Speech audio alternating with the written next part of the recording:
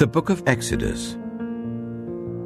Exodus chapter 1. These are the names of the sons of Israel, who went to Egypt with Jacob, each with his family: Reuben, Simeon, Levi, and Judah; Issachar, Zebulun, and Benjamin; Dan and Naphtali, Gad and Asher.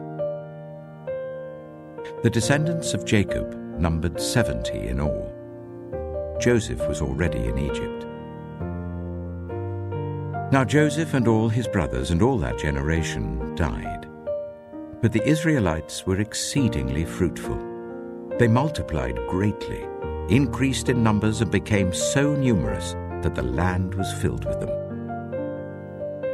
Then a new king, to whom Joseph meant nothing, came to power in Egypt. "Look," he said to his people, "the Israelites have become far too numerous for us.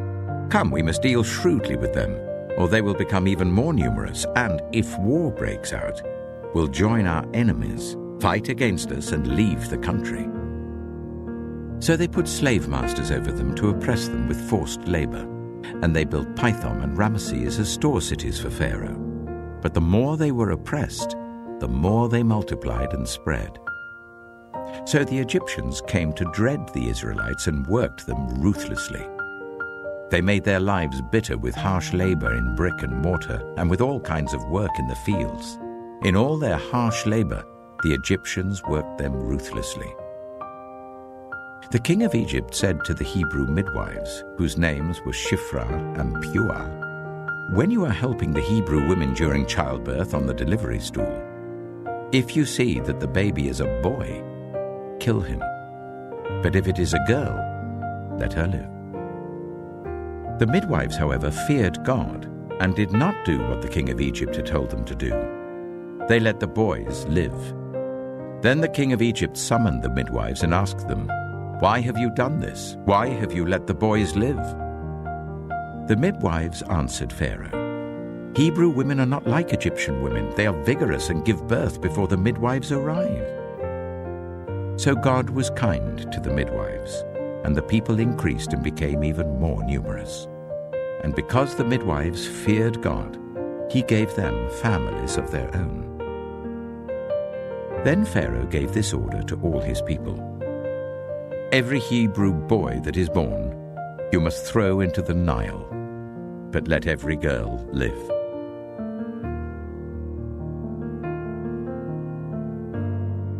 Exodus chapter 2. Now a man of the tribe of Levi married a Levite woman, and she became pregnant and gave birth to a son. When she saw that he was a fine child, she hid him for 3 months. But when she could hide him no longer, she got a papyrus basket for him and coated it with tar and pitch. Then she placed the child in it and put it among the reeds along the bank of the Nile. His sister stood at a distance to see what would happen to him. Then Pharaoh's daughter went down to the Nile to bathe, and her attendants were walking along the riverbank. She saw the basket among the reeds and sent her female slaves to get it. She opened it and saw the baby.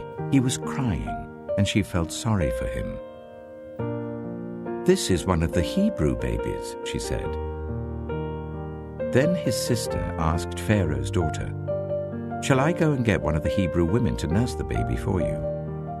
"Yes, go," she answered. So the girl went and got the baby's mother. Pharaoh's daughter said to her, "Take this baby and nurse him for me, and I will pay you." So the woman took the baby and nursed him. When the child grew older, she took him to Pharaoh's daughter, and he became her son. She named him Moses, saying, "I drew him out of the water." One day, after Moses had grown up, he went out to where his own people were and watched them at their hard labor.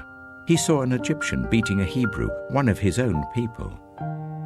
Looking this way and that and seeing no one, he killed the Egyptian and hid him in the sand. The next day he went out and saw 2 Hebrews fighting.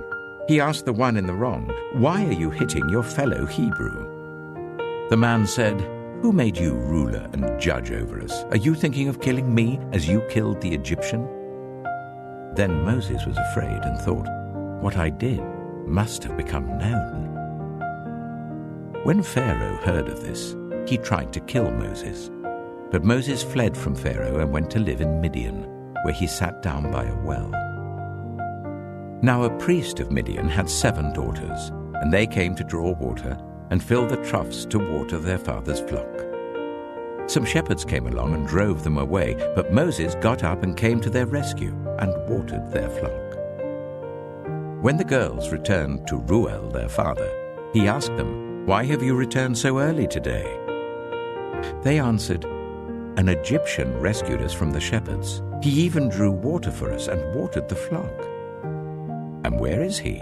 Reuel asked his daughters. "Why did you leave him? Invite him to have something to eat."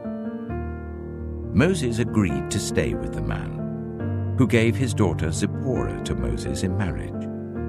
Zipporah gave birth to a son, and Moses named him Gershom, saying, "I have become a foreigner in a foreign land." During that long period, the king of Egypt died. The Israelites groaned in their slavery and cried out, and their cry for help because of their slavery went up to God. God heard their groaning, and he remembered his covenant with Abraham, with Isaac, and with Jacob. So God looked on the Israelites and was concerned about them.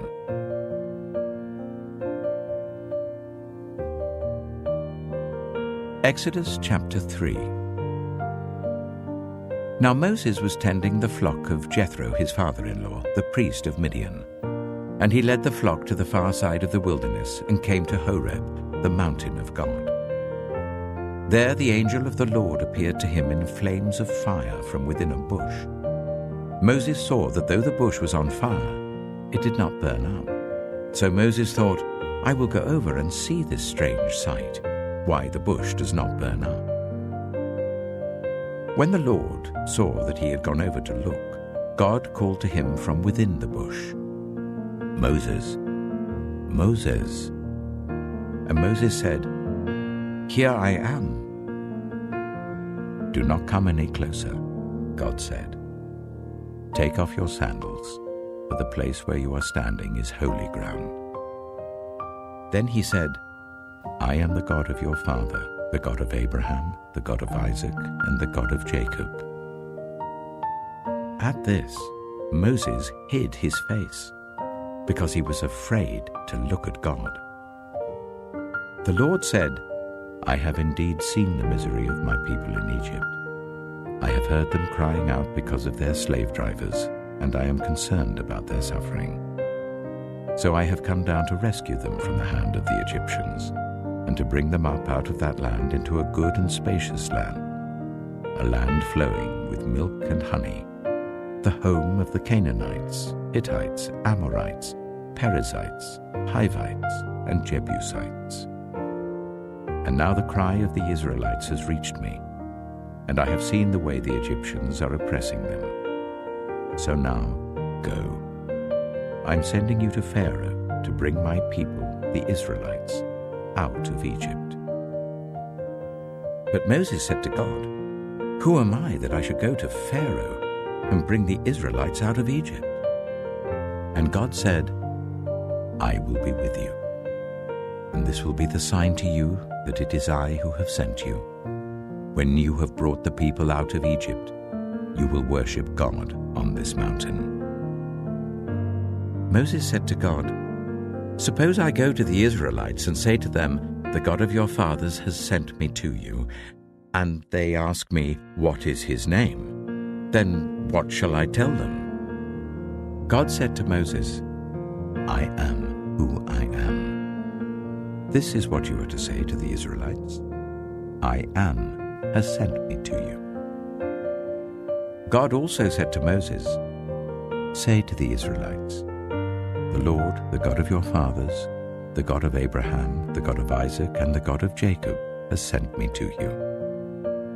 This is my name forever, the name you shall call me from generation to generation. Go, assemble the elders of Israel and say to them, The Lord, the God of your fathers, the God of Abraham, Isaac, and Jacob, appeared to me and said, I have watched over you and have seen what has been done to you in Egypt. And I have promised to bring you up out of your misery in Egypt, into the land of the Canaanites, Hittites, Amorites, Perizzites, Hivites, and Jebusites, a land flowing with milk and honey. The elders of Israel will listen to you. Then you and the elders are to go to the king of Egypt and say to him, The Lord, the God of the Hebrews, has met with us.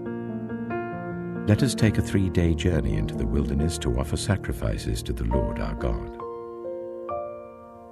But I know that the king of Egypt will not let you go, unless a mighty hand compels him. So I will stretch out my hand and strike the Egyptians with all the wonders that I will perform among them. After that, he will let you go. And I will make the Egyptians favorably disposed towards his people, so that when you leave, you will not go empty-handed. Every woman is to ask her neighbor, and any woman living in her house, for articles of silver and gold and for clothing, which you will put on your sons and daughters, and so you will plunder the Egyptians.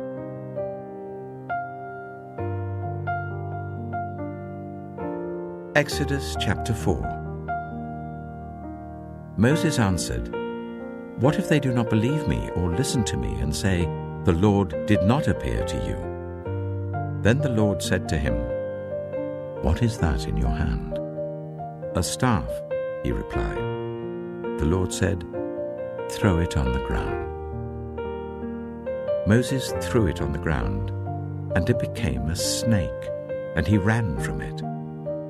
Then the Lord said to him, Reach out your hand and take it by the tail. So Moses reached out and took hold of the snake, and it turned back into a staff in his hand. This, said the Lord, is so that they may believe that the Lord, the God of their fathers, the God of Abraham, the God of Isaac, and the God of Jacob, has appeared to you. Then the Lord said, Put your hand inside your cloak. So Moses put his hand into his cloak, and when he took it out, the skin was leprous. It had become as white as snow. Now put it back into your cloak, he said. So Moses put his hand back into his cloak, and when he took it out, it was restored like the rest of his flesh. Then the Lord said, If they do not believe you, or pay attention to the first sign, they may believe the second. But if they do not believe these 2 signs or listen to you, take some water from the Nile and pour it on the dry ground. The water you take from the river will become blood on the ground. Moses said to the Lord, Pardon your servant, Lord. I have never been eloquent, neither in the past nor since you have spoken to your servant. I am slow of speech and tongue. The Lord said to him, Who gave human beings their mouths? Who makes them deaf or mute? Who gives them sight or makes them blind? Is it not I, the Lord? Now go, I will help you speak and will teach you what to say. But Moses said, Pardon your servant, Lord. Please send someone else. Then the Lord's anger burned against Moses, and he said, What about your brother, Aaron the Levite? I know he can speak well. He is already on his way to meet you, and he will be glad to see you. You shall speak to him and put words in his mouth. I will help both of you speak, and will teach you what to do.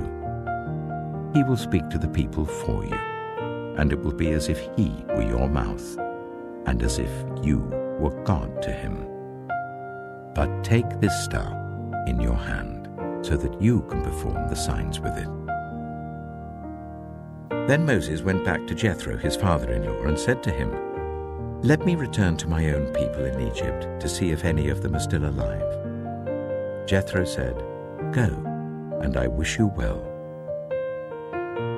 Now the Lord had said to Moses in Midian, "Go back to Egypt, for all those who wanted to kill you are dead." So Moses took his wife and sons, put them on a donkey, and started back to Egypt. And he took the staff of God in his hand. The Lord said to Moses, "When you return to Egypt, see that you perform before Pharaoh all the wonders I have given you the power to do. But I will harden his heart, so that he will not let the people go. Then say to Pharaoh, 'This is what the Lord says. Israel is my firstborn son, and I told you, let my son go so that he may worship me. But you refused to let him go, so I will kill your firstborn son.'"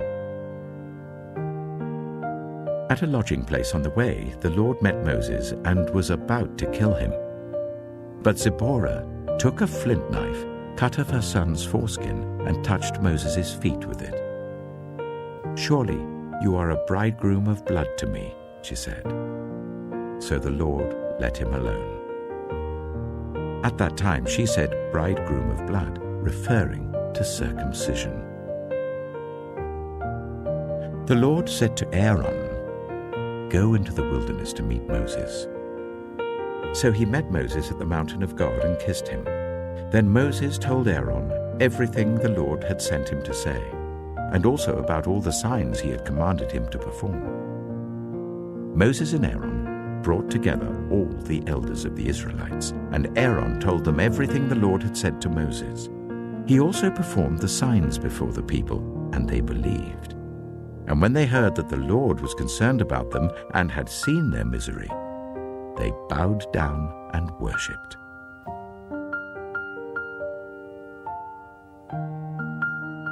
Exodus chapter 5. Afterwards, Moses and Aaron went to Pharaoh and said, "This is what the Lord, the God of Israel, says. Let my people go, so that they may hold a festival to me in the wilderness." Pharaoh said, "Who is the Lord that I should obey him and let Israel go? I do not know the Lord, and I will not let Israel go." Then they said, "The God of the Hebrews has met with us. Now let us take a 3-day journey into the wilderness to offer sacrifices to the Lord our God, or he may strike us with plagues or with the sword." But the king of Egypt said, "Moses and Aaron, why are you taking the people away from their labor? Get back to your work." Then Pharaoh said, "Look, the people of the land are now numerous, and you are stopping them from working." That same day Pharaoh gave this order to the slave drivers and overseers in charge of the people: "You are no longer to supply the people with straw for making bricks. Let them go and gather their own straw, but require them to make the same number of bricks as before. Don't reduce the quota. They're lazy. That is why they're crying out, 'Let us go and sacrifice to our God.' Make the work harder for the people, so that they keep working and pay no attention to lies."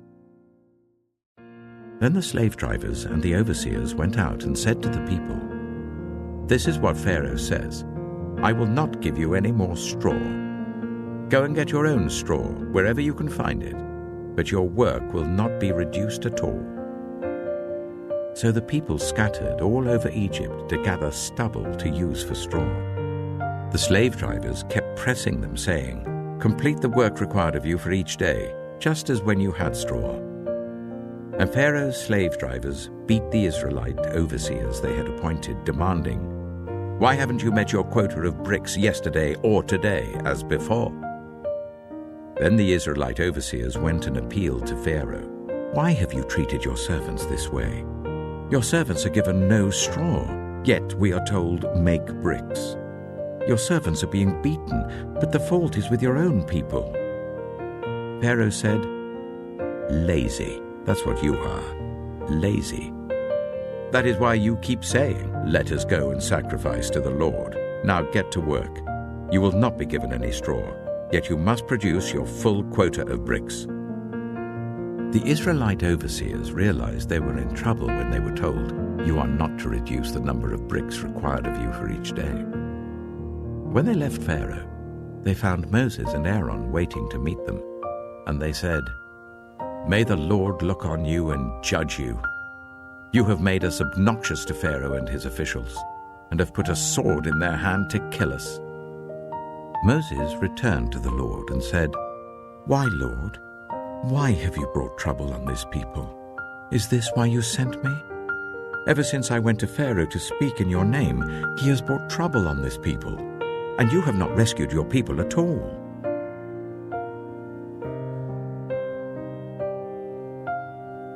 Exodus chapter 6.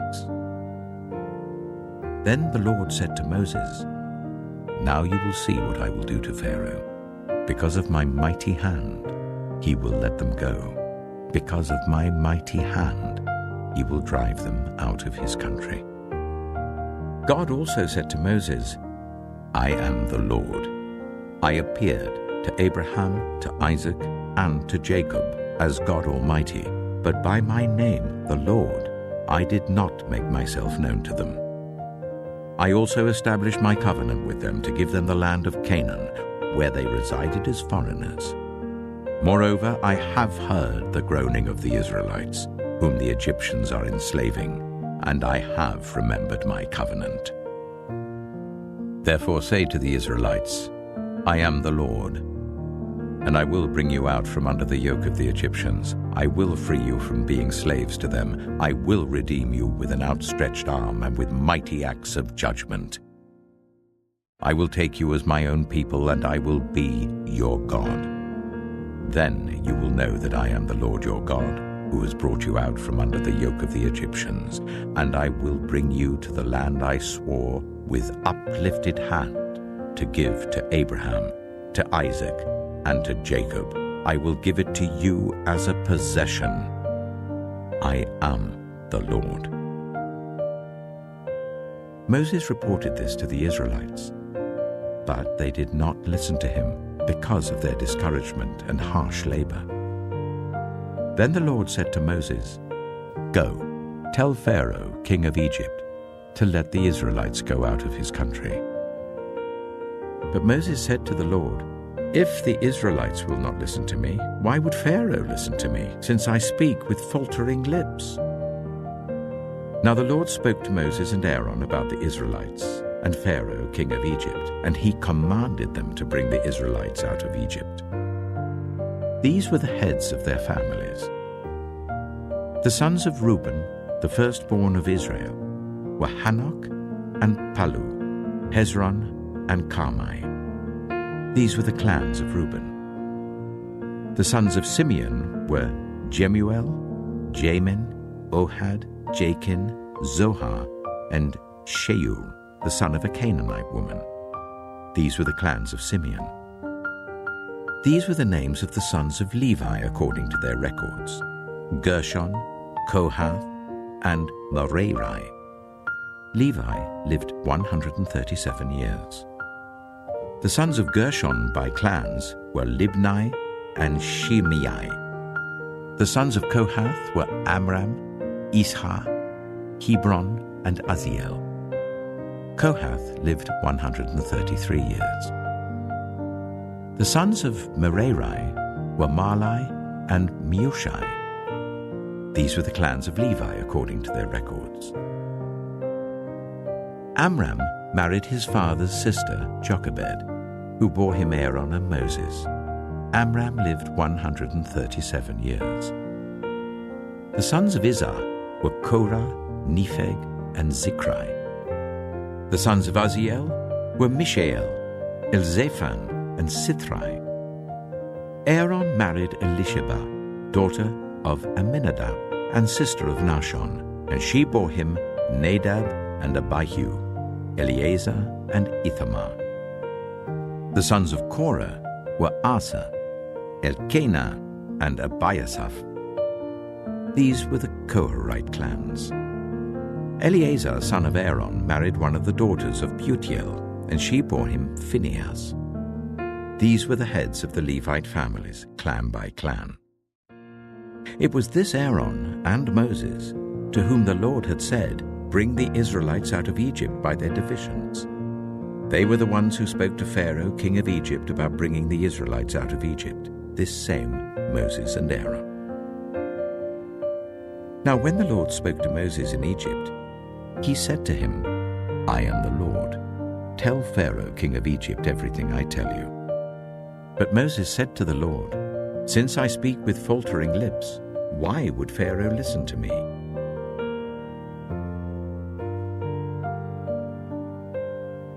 Exodus chapter 7.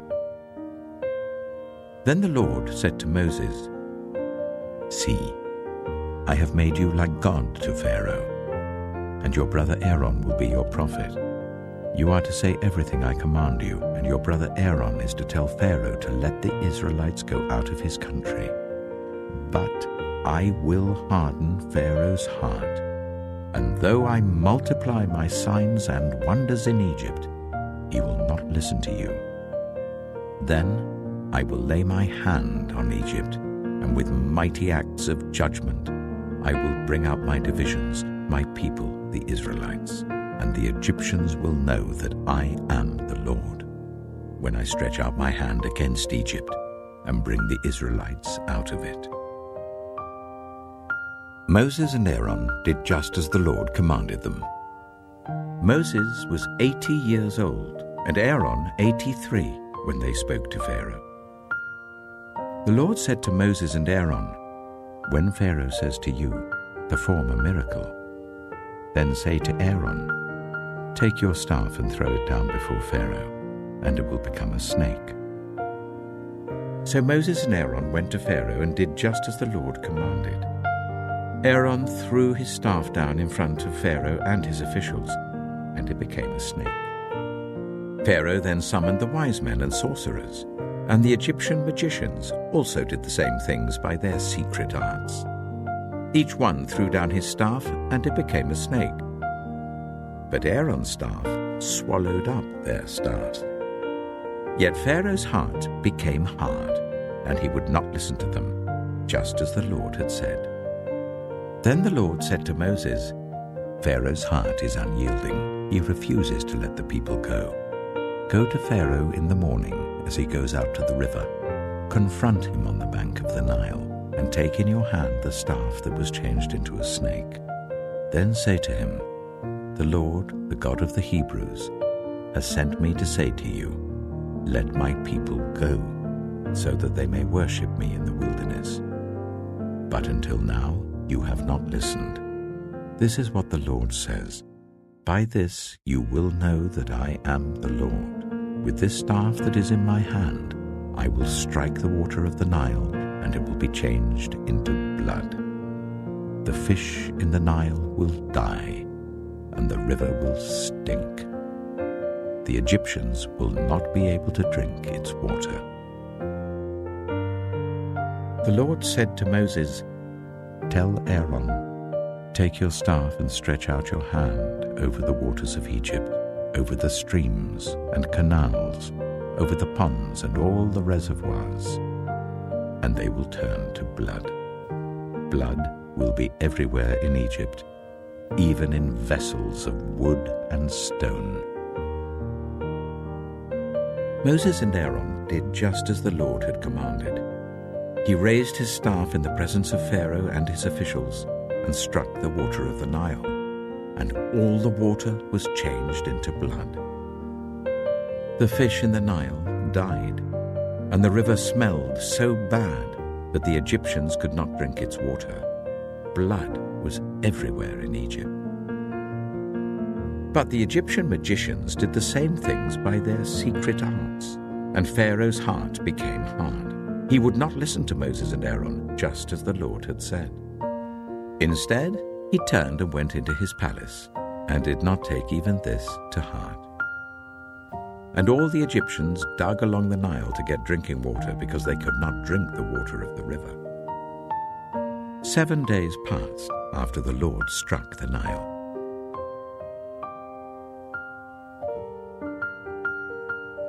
Exodus chapter 8. Then the Lord said to Moses, Go to Pharaoh and say to him, This is what the Lord says, Let my people go, so that they may worship me.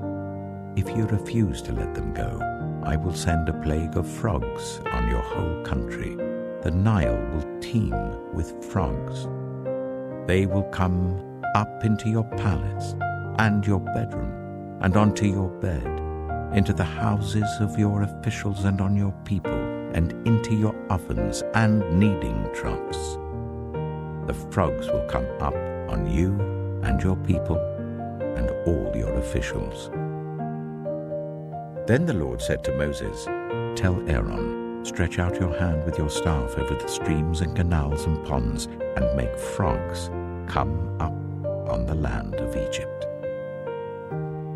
So Aaron stretched out his hand over the waters of Egypt, and the frogs came up and covered the land. But the magicians did the same things by their secret arts. They also made frogs come up on the land of Egypt. Pharaoh summoned Moses and Aaron and said, "Pray to the Lord to take the frogs away from me and my people, and I will let your people go to offer sacrifices to the Lord." Moses said to Pharaoh, "I leave to you the honor of setting the time for me to pray for you and your officials and your people, that you and your houses may be rid of the frogs, except for those that remain in the Nile." "Tomorrow," Pharaoh said. Moses replied, "It will be as you say, so that you may know there is no one like the Lord our God. The frogs will leave you and your houses, your officials and your people. They will remain only in the Nile." After Moses and Aaron left Pharaoh, Moses cried out to the Lord about the frogs he had brought on Pharaoh, and the Lord did what Moses asked. The frogs died in the houses, in the courtyards, and in the fields. They were piled into heaps, and the land reeked of them. But when Pharaoh saw that there was relief, he hardened his heart and would not listen to Moses and Aaron, just as the Lord had said. Then the Lord said to Moses, "Tell Aaron, stretch out your staff and strike the dust of the ground, and throughout the land of Egypt the dust will become gnats." They did this, and when Aaron stretched out his hand with the staff and struck the dust of the ground, gnats came on people and animals. All the dust throughout the land of Egypt became gnats. But when the magicians tried to produce gnats by their secret arts, they could not. Since the gnats were on people and animals everywhere, the magicians said to Pharaoh, "This is the finger of God." But Pharaoh's heart was hard, and he would not listen, just as the Lord had said. Then the Lord said to Moses, "Get up early in the morning and confront Pharaoh as he goes to the river, and say to him, 'This is what the Lord says. Let my people go, so that they may worship me. If you do not let my people go, I will send swarms of flies on you and your officials, on your people and into your houses. The houses of the Egyptians will be full of flies. Even the ground will be covered with them. But on that day, I will deal differently with the land of Goshen, where my people live. No swarms of flies will be there, so that you will know that I, the Lord, am in this land. I will make a distinction between my people and your people. This sign will occur tomorrow." And the Lord did this. Dense swarms of flies poured into Pharaoh's palace and into the houses of his officials. Throughout Egypt, the land was ruined by the flies. Then Pharaoh summoned Moses and Aaron and said, "Go, sacrifice to your God here in the land." But Moses said, "That would not be right. The sacrifices we offer the Lord our God would be detestable to the Egyptians. And if we offer sacrifices that are detestable in their eyes, will they not stone us? We must take a 3-day journey into the wilderness to offer sacrifices to the Lord our God, as he commands us." Pharaoh said, "I will let you go to offer sacrifices to the Lord your God in the wilderness, but you must not go very far. Now pray for me." Moses answered, As soon as I leave you, I will pray to the Lord, and tomorrow the flies will leave Pharaoh and his officials and his people. Only let Pharaoh be sure that he does not act deceitfully again by not letting the people go to offer sacrifices to the Lord." Then Moses left Pharaoh and prayed to the Lord, and the Lord did what Moses asked. The flies left Pharaoh and his officials and his people. Not a fly remained. But this time also, Pharaoh hardened his heart and would not let the people go.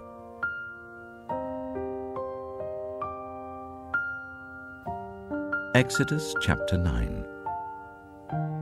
Then the Lord said to Moses, "Go to Pharaoh and say to him, 'This is what the Lord, the God of the Hebrews, says. Let my people go, so that they may worship me. If you refuse to let them go and continue to hold them back, the hand of the Lord will bring a terrible plague on your livestock in the field, on your horses, donkeys, and camels, and on your cattle, sheep, and goats. But the Lord will make a distinction between the livestock of Israel and that of Egypt, so that no animal belonging to the Israelites will die.'" The Lord set a time and said, "Tomorrow the Lord will do this in the land."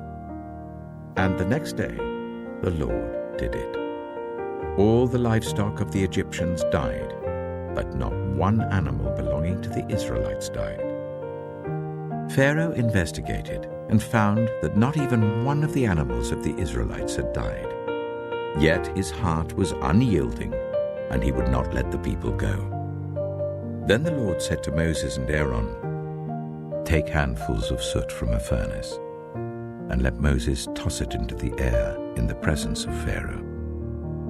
It will become fine dust over the whole land of Egypt, and festering boils will break out on people and animals throughout the land."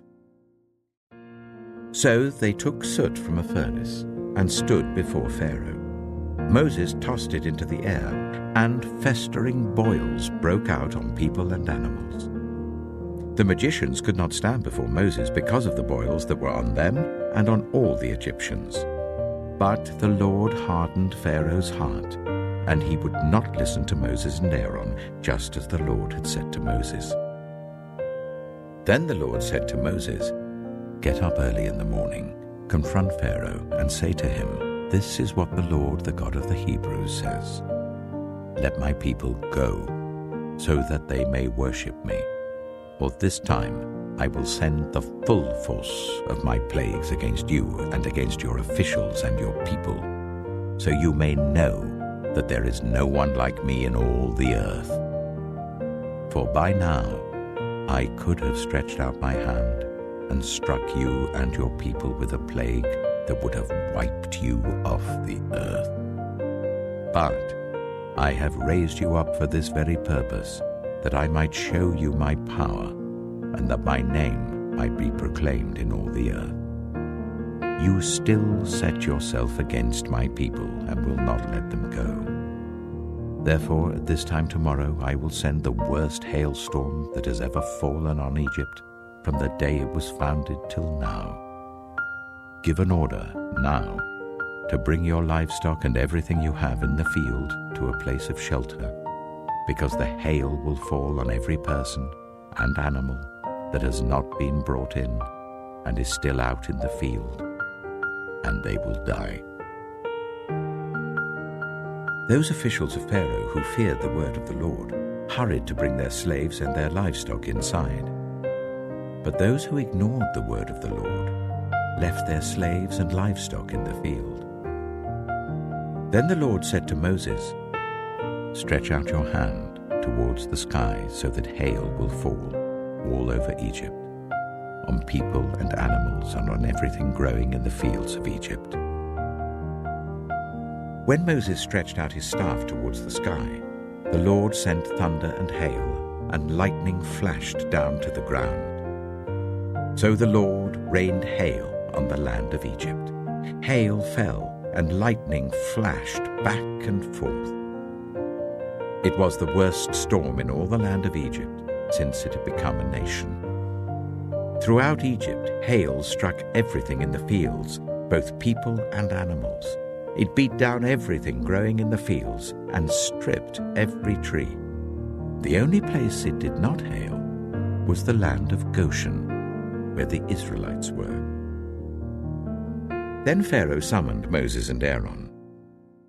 "This time I have sinned," he said to them. "The Lord is in the right, and I and my people are in the wrong. Pray to the Lord, for we have had enough thunder and hail. I will let you go. You don't have to stay any longer." Moses replied, "When I have gone out of the city, I will spread out my hands in prayer to the Lord. The thunder will stop, and there will be no more hail, so you may know that the earth is the Lord's. But I know that you and your officials still do not fear the Lord God." The flax and barley were destroyed. Since the barley was in the ear and the flax was in bloom, the wheat and spelt, however, were not destroyed, because they ripened later. Then Moses left Pharaoh and went out of the city. He spread his hands towards the Lord. The thunder and hail stopped, and the rain no longer poured down on the land. When Pharaoh saw that the rain and hail and thunder had stopped, he sinned again. He and his officials hardened their hearts.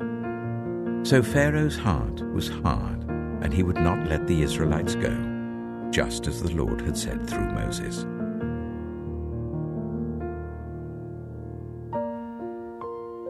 Exodus chapter 10.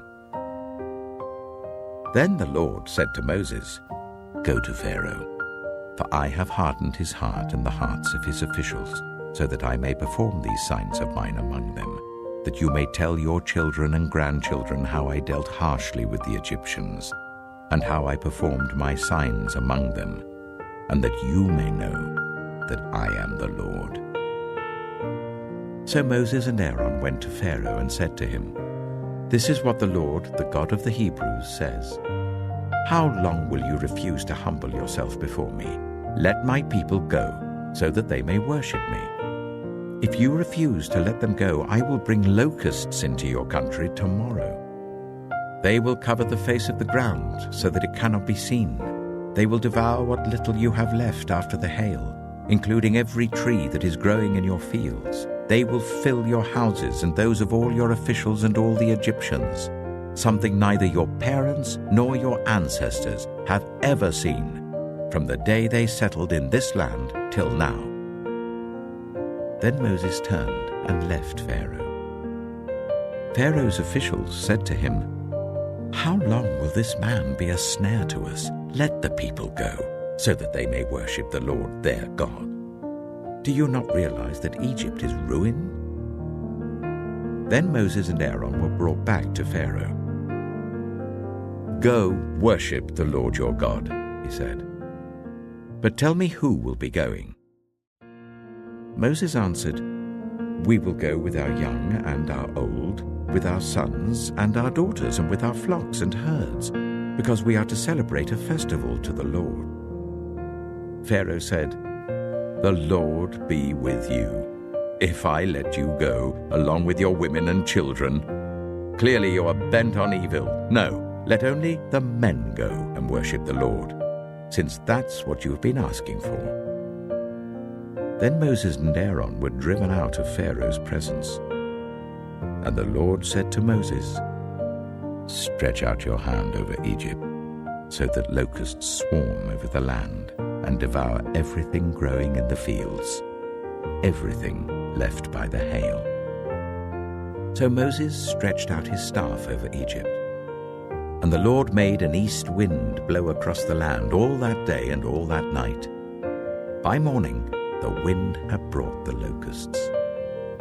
They invaded all Egypt and settled down in every area of the country in great numbers. Never before had there been such a plague of locusts, nor will there ever be again. They covered all the ground until it was black. They devoured all that was left after the hail, everything growing in the fields and the fruit on the trees. Nothing green remained on tree or plant in all the land of Egypt. Pharaoh quickly summoned Moses and Aaron and said, I have sinned against the Lord your God and against you. Now forgive my sin once more, and pray to the Lord your God to take this deadly plague away from me. Moses then left Pharaoh and prayed to the Lord. And the Lord changed the wind to a very strong west wind, which caught up the locusts and carried them into the Red Sea. Not a locust was left anywhere in Egypt. But the Lord hardened Pharaoh's heart, and he would not let the Israelites go. Then the Lord said to Moses, Stretch out your hand towards the sky, so that darkness spreads over Egypt, darkness that can be felt. So Moses stretched out his hand towards the sky, and total darkness covered all Egypt for 3 days. No one could see anyone else or move about for 3 days. Yet all the Israelites had light in the places where they lived. Then Pharaoh summoned Moses and said, Go, worship the Lord. Even your women and children may go with you, only leave your flocks and herds behind. But Moses said, You must allow us to have sacrifices and burnt offerings to present to the Lord our God. Our livestock, too, must go with us. Not a hoof is to be left behind. We have to use some of them in worshipping the Lord our God. And until we get there, we will not know what we are to use to worship the Lord. But the Lord hardened Pharaoh's heart, and he was not willing to let them go. Pharaoh said to Moses, Get out of my sight. Make sure you do not appear before me again. The day you see my face, you will die. Just as you say, Moses replied. I will never appear before you again.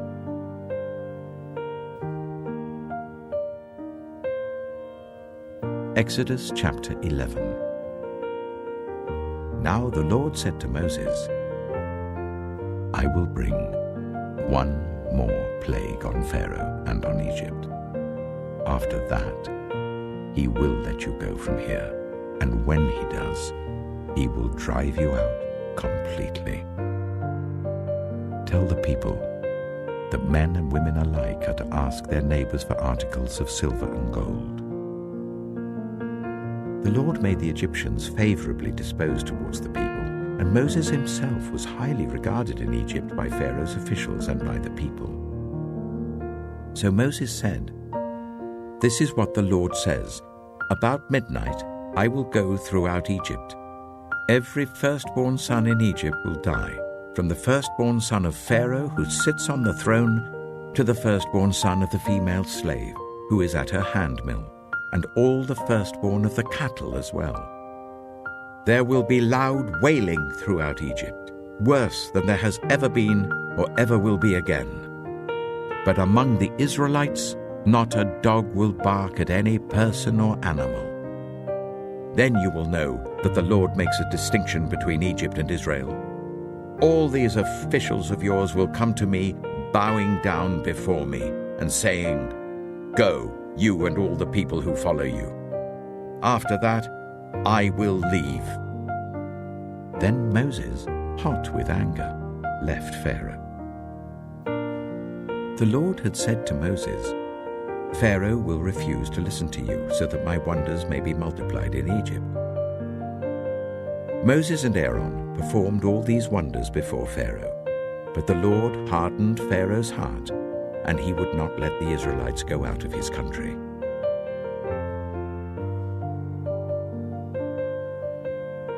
Exodus chapter 12. The Lord said to Moses and Aaron in Egypt, This month is to be for you the first month of your year. Tell the whole community of Israel that on the 10th day of this month, each man is to take a lamb for his family, one for each household. If any household is too small for a whole lamb, they must share one with their nearest neighbor, having taken into account the number of people there are. You are to determine the amount of lamb needed in accordance with what each person will eat. The animals you choose must be year-old males, without defect, and you may take them from the sheep or the goats. Take care of them until the 14th day of the month, when all the members of the community of Israel must slaughter them at twilight. Then they are to take some of the blood and put it on the sides and tops of the door frames of the houses where they eat the lambs. That same night, they are to eat the meat roasted over the fire, along with bitter herbs and bread made without yeast. Do not eat the meat raw or boiled in water, but roast it over a fire, with the head, legs, and internal organs. Do not leave any of it till morning. If some is left till morning, you must burn it. This is how you are to eat it, with your cloak tucked into your belt, your sandals on your feet, and your staff in your hand. Eat it in haste. It is the Lord's Passover. On that same night, I will pass through Egypt and strike down every firstborn of both people and animals, and I will bring judgment on all the gods of Egypt. I am the Lord. The blood will be a sign for you on the houses where you are, and when I see the blood, I will pass over you. No destructive plague will touch you when I strike Egypt. This is a day you are to commemorate.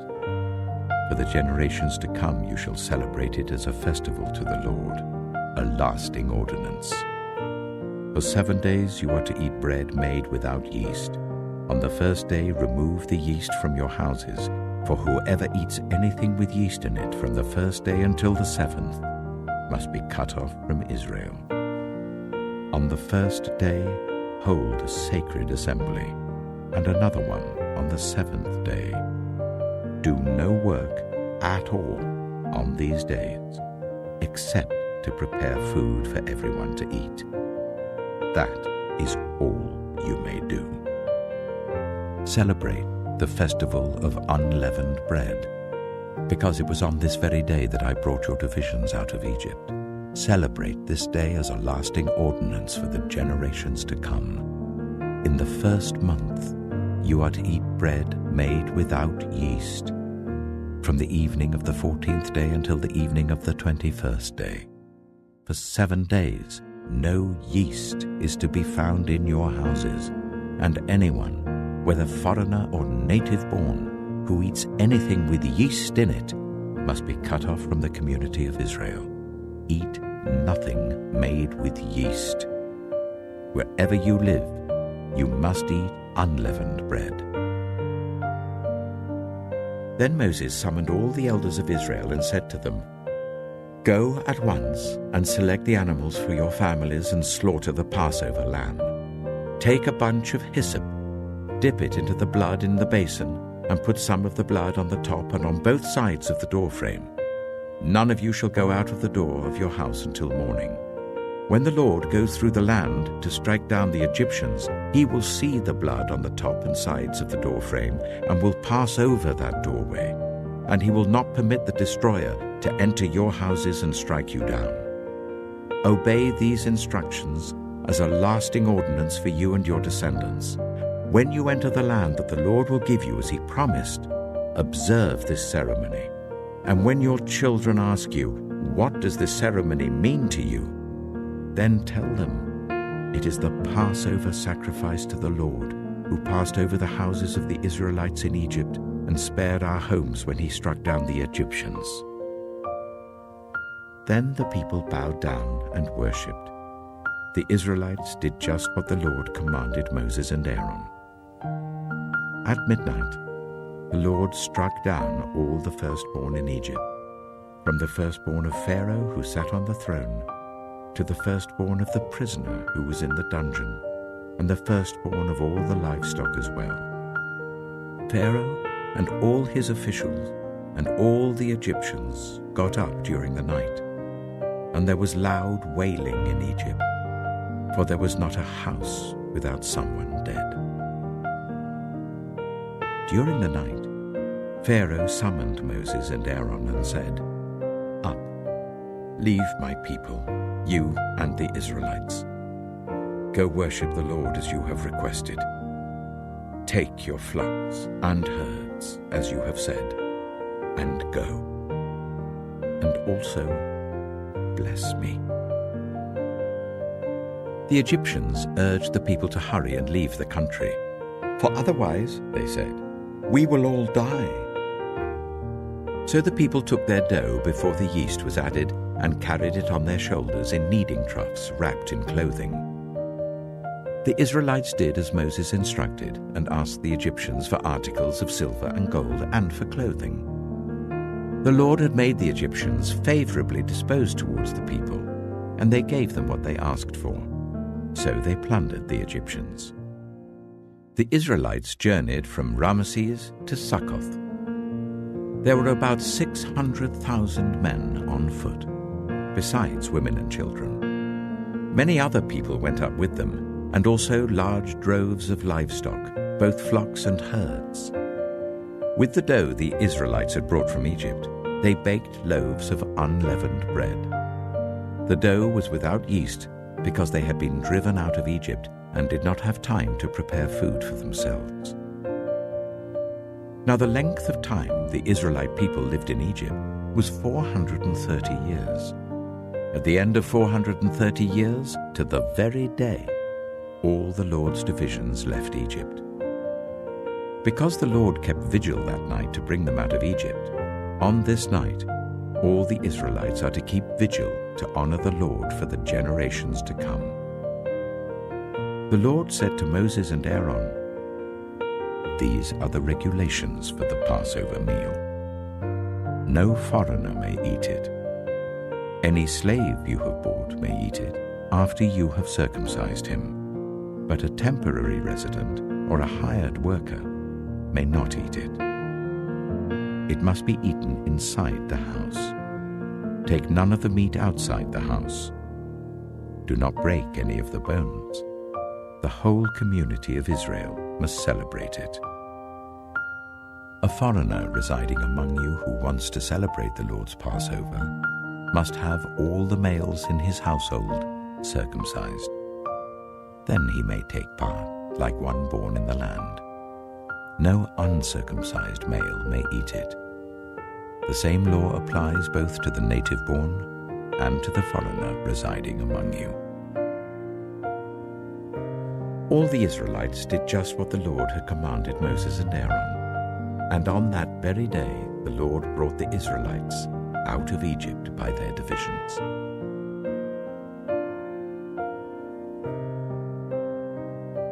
Exodus chapter 13. The Lord said to Moses, "Consecrate to me every firstborn male. The first offspring of every womb among the Israelites belongs to me, whether human or animal." Then Moses said to the people, "Commemorate this day, the day you came out of Egypt, out of the land of slavery, because the Lord brought you out of it with a mighty hand. Eat nothing containing yeast. Today, in the month of Aviv, you are leaving. When the Lord brings you into the land of the Canaanites, Hittites, Amorites, Hivites, and Jebusites, the land he swore to your ancestors to give you, a land flowing with milk and honey, you are to observe this ceremony in this month. For 7 days eat bread made without yeast, and on the 7th day hold a festival to the Lord. Eat unleavened bread during those 7 days. Nothing with yeast in it is to be seen among you, nor shall any yeast be seen anywhere within your borders. On that day tell your son, I do this because of what the Lord did for me when I came out of Egypt. This observance will be for you like a sign on your hand and a reminder on your forehead that this law of the Lord is to be on your lips. For the Lord brought you out of Egypt with his mighty hand. You must keep this ordinance at the appointed time, year after year. After the Lord brings you into the land of the Canaanites and gives it to you, as he promised on oath to you and your ancestors, you are to give over to the Lord the first offspring of every womb. All the firstborn males of your livestock belong to the Lord. Redeem with a lamb every firstborn donkey. But if you do not redeem it, break its neck. Redeem every firstborn among your sons. In the days to come, when your son asks you, "What does this mean?" say to him, "With a mighty hand the Lord brought us out of Egypt, out of the land of slavery. When Pharaoh stubbornly refused to let us go, the Lord killed the firstborn of both people and animals in Egypt. This is why I sacrifice to the Lord the first male offspring of every womb, and redeem each of my firstborn son. And it will be like a sign on your hand, and a symbol on your forehead, that the Lord brought us out of Egypt with his mighty hand." When Pharaoh let the people go, God did not lead them on the road through the Philistine country, though that was shorter. For God said, if they face war, they might change their minds and return to Egypt. So God led the people around by the desert road towards the Red Sea. The Israelites went up out of Egypt ready for battle. Moses took the bones of Joseph with him, because Joseph had made the Israelites swear an oath. He had said, "God will surely come to your aid, and then you must carry my bones up with you from this place." After leaving Succoth, they camped at Etham on the edge of the desert. By day the Lord went ahead of them in a pillar of cloud to guide them on their way, and by night in a pillar of fire to give them light, so that they could travel by day or night. Neither the pillar of cloud by day nor the pillar of fire by night left its place in front of the people.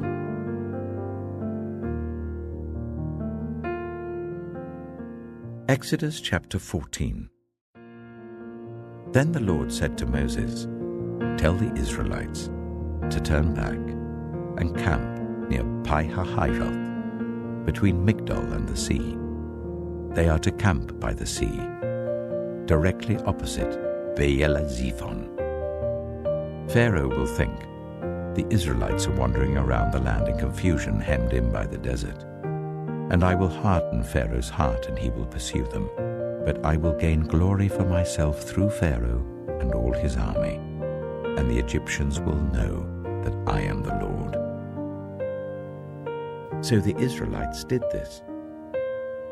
When the king of Egypt was told that the people had fled, Pharaoh and his officials changed their minds about them and said, "What have we done? We have let the Israelites go and have lost their services." So he had his chariot made ready and took his army with them. He took 600 of the best chariots, along with all the other chariots of Egypt, with officers over all of them. The Lord hardened the heart of Pharaoh, king of Egypt, so that he pursued the Israelites who were marching out boldly. The Egyptians, all Pharaoh's horses and chariots, horsemen and troops, pursued the Israelites and overtook them as they camped by the sea near Pi-hahiroth, opposite Baal-zephon.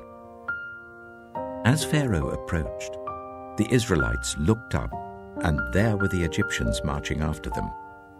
They were terrified and cried out to the Lord. They said to Moses, "Was it because there were no graves in Egypt that you brought us to the desert to die? What have you done to us by bringing us out of Egypt? Didn't we say to you in Egypt, 'Leave us alone, let us serve the Egyptians'? It would have been better for us to serve the Egyptians than to die in the desert." Moses answered the people, "Do not be afraid. Stand firm, and you will see the deliverance the Lord will bring you today. The Egyptians you see today, you will never see again. The Lord will fight for you. You need only to be still." Then the Lord said to Moses, "Why are you crying out to me? Tell the Israelites to move on.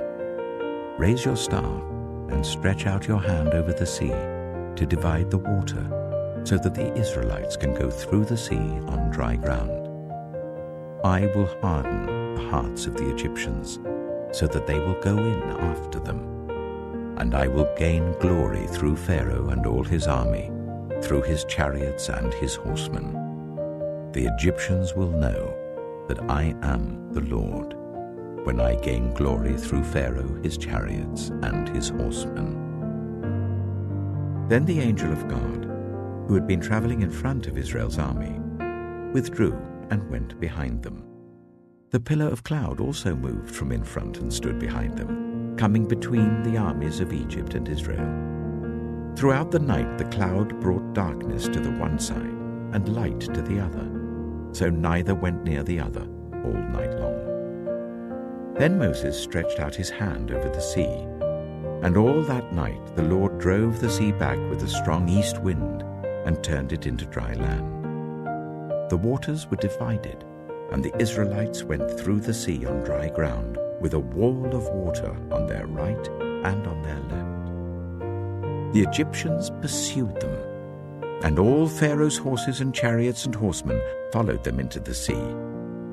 During the last watch of the night, the Lord looked down from the pillar of fire and cloud at the Egyptian army and threw it into confusion. He jammed the wheels of their chariots so that they had difficulty driving. And the Egyptians said, "Let's get away from the Israelites. The Lord is fighting for them against Egypt." Then the Lord said to Moses, "Stretch out your hand over the sea, so that the waters may flow back over the Egyptians and their chariots and horsemen." Moses stretched out his hand over the sea, and at daybreak the sea went back to its place. The Egyptians were fleeing towards it, and the Lord swept them into the sea. The water flowed back and covered the chariots and horsemen, the entire army of Pharaoh that had followed the Israelites into the sea. Not one of them survived. But the Israelites went through the sea on dry ground, with a wall of water on their right and on their left. That day the Lord saved Israel from the hands of the Egyptians, and Israel saw the Egyptians lying dead on the shore. And when the Israelites saw the mighty hand of the Lord displayed against the Egyptians, the people feared the Lord and put their trust in him and in Moses his servant.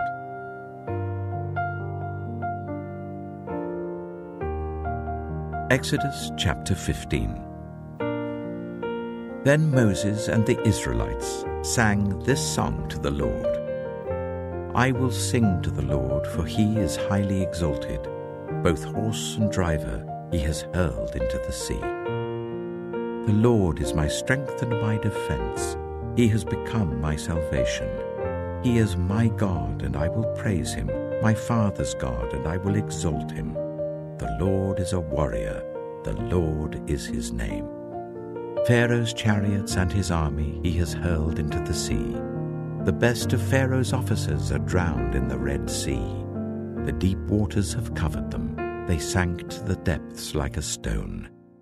Your right hand, Lord, was majestic in power. Your right hand, Lord, shattered the enemy. In the greatness of your majesty you threw down those who opposed you. You unleashed your burning anger. It consumed them like stubble. By the blast of your nostrils the waters piled up. The surging waters stood up like a wall. The deep waters congealed in the heart of the sea. The enemy boasted, "I will pursue, I will overtake them, I will divide the spoils, I will gorge myself on them, I will draw my sword, and my hand will destroy them." But you blew with your breath, and the sea covered them. They sank like lead in the mighty waters. Who among the gods is like you, Lord? Who is like you, majestic in holiness, awesome in glory, working wonders? You stretch out your right hand, and the earth swallows your enemies. In your unfailing love you will lead the people you have redeemed. In your strength you will guide them to your holy dwelling. The nations will hear and tremble. Anguish will grip the people of Philistia. The chiefs of Edom will be terrified. The leaders of Moab will be seized with trembling. The people of Canaan will melt away. Terror and dread will fall on them. By the power of your arm, they will be as still as a stone. Until your people pass by, Lord, until the people you bought pass by. You will bring them in and plant them on the mountain of your inheritance, the place, Lord, you made for your dwelling, the sanctuary, Lord, your hands established. The Lord reigns forever and ever. When Pharaoh's horses, chariots, and horsemen went into the sea, the Lord brought the waters of the sea back over them, but the Israelites walked through the sea on dry ground.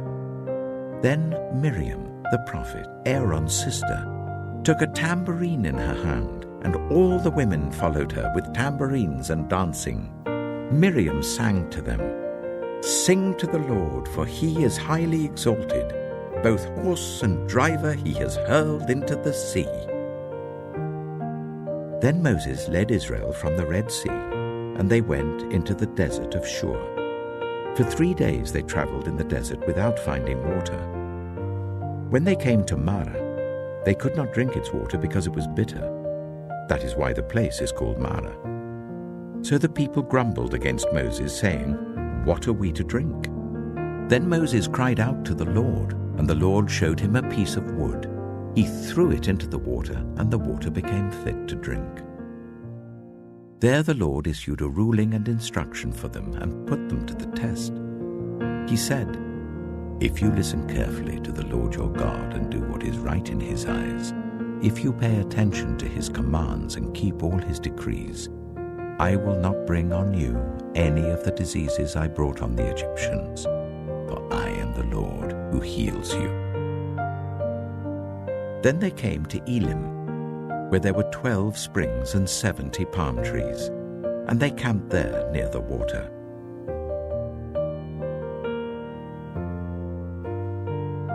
Exodus chapter 16. The whole Israelite community set out from Elim and came to the desert of Sin, which is between Elim and Sinai, on the 15th day of the second month after they had come out of Egypt. In the desert, the whole community grumbled against Moses and Aaron. The Israelites said to them, "If only we had died by the Lord's hand in Egypt. There we sat round pots of meat and ate all the food we wanted. But you have brought us out into this desert to starve this entire assembly to death." Then the Lord said to Moses, "I will rain down bread from heaven for you. The people are to go out each day and gather enough for that day. In this way I will test them and see whether they will follow my instructions. On the 6th day they are to prepare what they bring in, and that is to be twice as much as they gather on the other days." So Moses and Aaron said to all the Israelites, "In the evening you will know that it was the Lord who brought you out of Egypt. And in the morning you will see the glory of the Lord, because he has heard your grumbling against him. Who are we that you should grumble against us?" Moses also said, "You will know that it was the Lord when he gives you meat to eat in the evening and all the bread you want in the morning, because he has heard your grumbling against him. Who are we? You are not grumbling against us, but against the Lord." Then Moses told Aaron, "Say to the entire Israelite community, 'Come before the Lord, for he has heard your grumbling.'" While Aaron was speaking to the whole Israelite community, they looked towards the desert, and there was the glory of the Lord appearing in the cloud. The Lord said to Moses, "I have heard the grumbling of the Israelites. Tell them, at twilight you will eat meat, and in the morning you will be filled with bread. Then you will know that I am the Lord your God." That evening quail came and covered the camp, and in the morning there was a layer of dew around the camp. When the dew was gone, thin flakes like frost on the ground appeared on the desert floor. When the Israelites saw it, they said to each other, "What is it?" But they did not know what it was. Moses said to them, "It is the bread the Lord has given you to eat. This is what the Lord has commanded. Everyone is to gather as much as they need. Take an omer for each person you have in your tent." The Israelites did as they were told. Some gathered much, some little. And when they measured it by the omer, the one who gathered much did not have too much, and the one who gathered little did not have too little. Everyone had gathered just as much as they needed. Then Moses said to them, "No one is to keep any of it until morning." However, some of them paid no attention to Moses. They kept part of it until morning, but it was full of maggots and began to smell. So Moses was angry with them. Each morning, everyone gathered as much as they needed, and when the sun grew hot, it melted away. On the 6th day, they gathered twice as much, 2 omers for each person. And the leaders of the community came and reported this to Moses. He said to them, "This is what the Lord commanded. Tomorrow is to be a day of Sabbath rest, a holy Sabbath to the Lord. So bake what you want to bake and boil what you want to boil. Save whatever is left and keep it until morning." So they saved it until morning as Moses commanded, and it did not stink or get maggots in it. "Eat it today," Moses said, "because today is a Sabbath to the Lord. You will not find any of it on the ground today. 6 days you are to gather it, but on the 7th day, the Sabbath, there will not be any." Nevertheless, some of the people went out on the 7th day to gather it, but they found none. Then the Lord said to Moses, "How long will you refuse to keep my commands and my instructions? Bear in mind that the Lord has given you the Sabbath. That is why on the 6th day he gives you bread for 2 days. Everyone is to stay where they are on the 7th day. No one is to go out." So the people rested on the 7th day. The people of Israel called the bread manna. It was white like coriander seed and tasted like wafers made with honey. Moses said, "This is what the Lord has commanded. Take an omer of manna and keep it for the generations to come, so that they can see the bread I gave you to eat in the wilderness when I brought you out of Egypt." So Moses said to Aaron, "Take a jar and put an omer of manna in it. Then place it before the Lord to be kept for the generations to come." As the Lord commanded Moses, Aaron put the manna with the tablets of the covenant law that it might be preserved. The Israelites ate manna for 40 years, until they came to a land that was settled. They ate manna until they reached the border of Canaan. An omer is 1/10 of an ephah.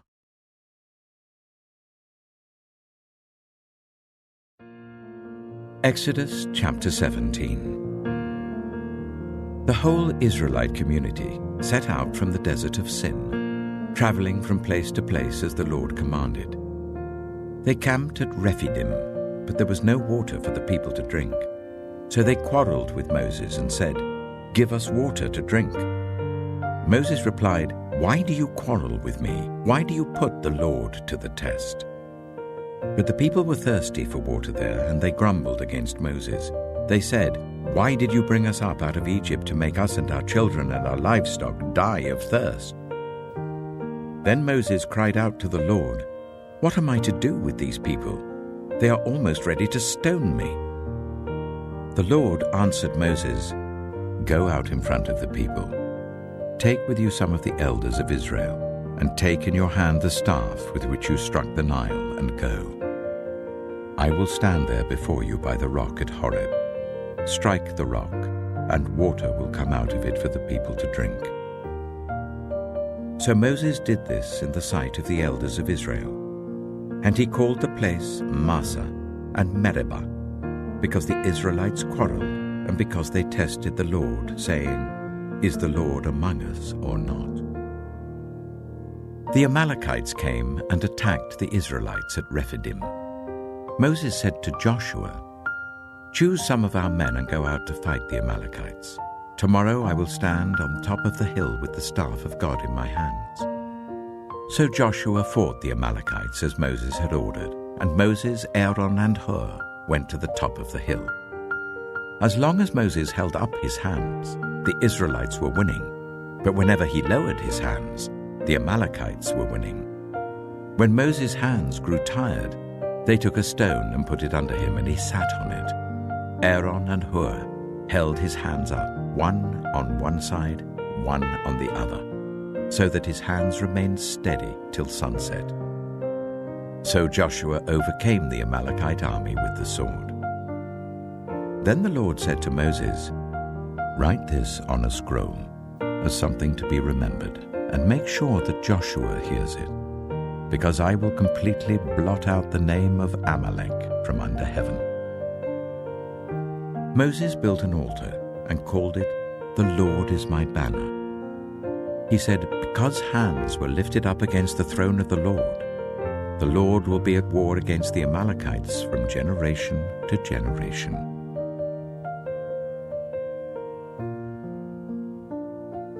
Exodus chapter 18. Now Jethro, the priest of Midian and father-in-law of Moses, heard of everything God had done for Moses and for his people Israel, and how the Lord had brought Israel out of Egypt. After Moses had sent away his wife Zipporah, his father-in-law Jethro received her and her 2 sons. One son was named Gershom, for Moses said, "I have become a foreigner in a foreign land." And the other was named Eleazar, for he said, "My father's God was my helper. He saved me from the sword of Pharaoh." Jethro, Moses' father-in-law, together with Moses' sons and wife, came to him in the wilderness where he was camped near the mountain of God. Jethro had sent word to him, "I, your father-in-law Jethro, am coming to you with your wife and her 2 sons." So Moses went out to meet his father-in-law and bowed down and kissed him. They greeted each other and then went into the tent. Moses told his father-in-law about everything the Lord had done to Pharaoh and the Egyptians for Israel's sake, and about all the hardships they had met along the way, and how the Lord had saved them. Jethro was delighted to hear about all the good things the Lord had done for Israel in rescuing them from the hand of the Egyptians. He said, "Praise be to the Lord who rescued you from the hand of the Egyptians and of Pharaoh, and who rescued the people from the hand of the Egyptians. Now I know that the Lord is greater than all other gods, for he did this to those who had treated Israel arrogantly."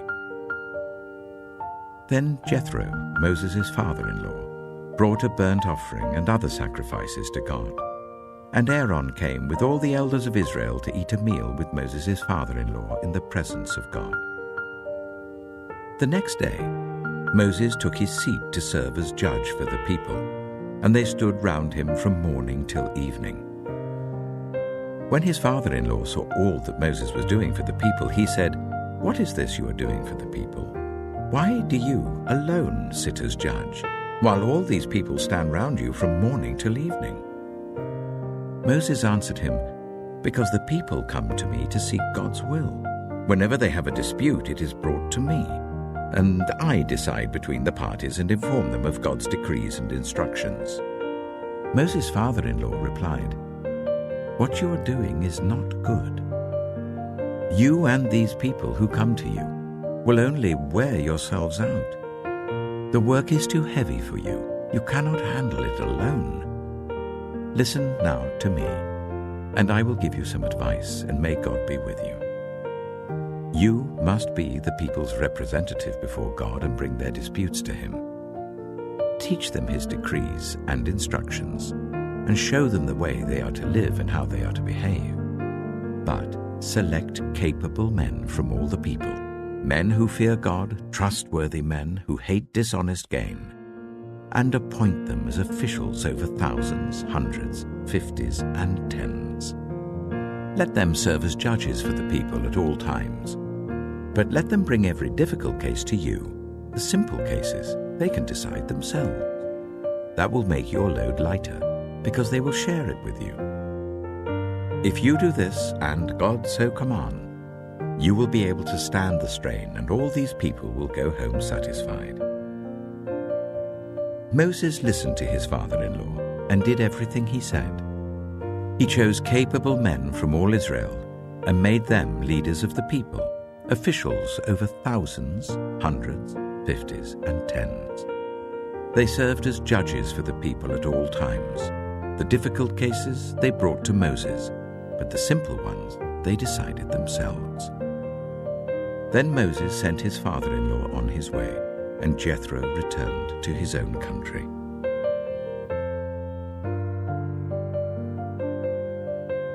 Exodus chapter 19. On the first day of the third month, after the Israelites left Egypt, on that very day, they came to the desert of Sinai. After they set out from Rephidim, they entered the desert of Sinai, and Israel camped there in the desert in front of the mountain. Then Moses went up to God, and the Lord called to him from the mountain and said, "This is what you are to say to the descendants of Jacob, and what you are to tell the people of Israel. You yourselves have seen what I did to Egypt, and how I carried you on eagle's wings and brought you to myself. Now, if you obey me fully and keep my covenant, then out of all nations you will be my treasured possession. Although the whole earth is mine, you will be for me a kingdom of priests and a holy nation. These are the words you are to speak to the Israelites." So Moses went back and summoned the elders of the people and set before them all the words the Lord had commanded him to speak. The people all responded together, "We will do everything the Lord has said." So Moses brought their answer back to the Lord. The Lord said to Moses, "I am going to come to you in a dense cloud, so that the people will hear me speaking with you and will always put their trust in you." Then Moses told the Lord what the people had said, and the Lord said to Moses, "Go to the people and consecrate them today and tomorrow. Make them wash their clothes and be ready by the third day, because on that day the Lord will come down on Mount Sinai in the sight of all the people. Put limits for the people around the mountain and tell them, 'Be careful that you do not approach the mountain or touch the foot of it. Whoever touches the mountain is to be put to death.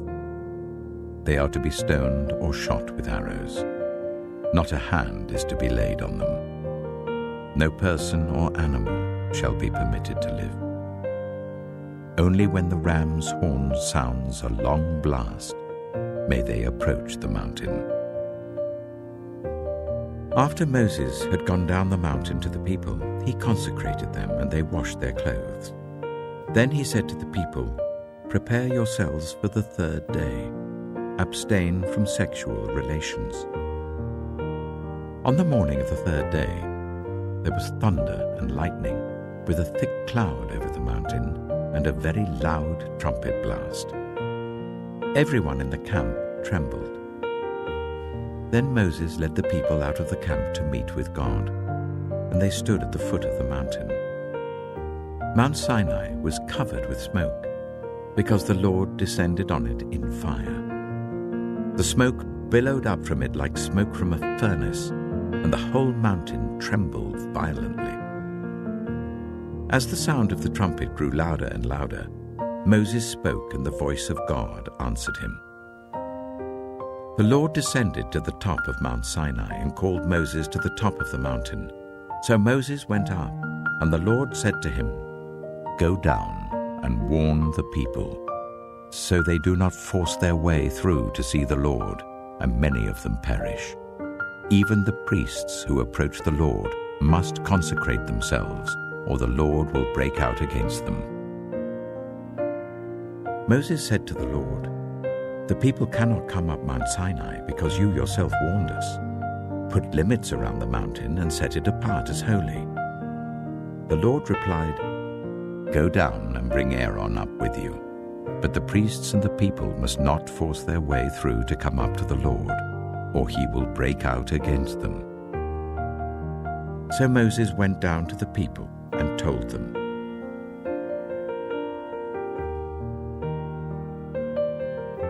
Exodus chapter 20. And God spoke all these words: "I am the Lord your God, who brought you out of Egypt, out of the land of slavery. You shall have no other gods before me. You shall not make for yourself an image in the form of anything in heaven above, or on the earth beneath, or in the waters below. You shall not bow down to them or worship them. For I, the Lord your God, am a jealous God, punishing the children for the sin of the parents to the third and fourth generation of those who hate me, but showing love to 1,000 generations of those who love me and keep my commandments. You shall not misuse the name of the Lord your God, for the Lord will not hold anyone guiltless who misuses his name. Remember the Sabbath day by keeping it holy. 6 days you shall labor and do all your work, but the seventh day is a Sabbath to the Lord your God. On it you shall not do any work, neither you, nor your son or daughter, nor your male or female servant, nor your animals, nor any foreigner residing in your towns. For in 6 days the Lord made the heavens and the earth, the sea, and all that is in them, but he rested on the seventh day.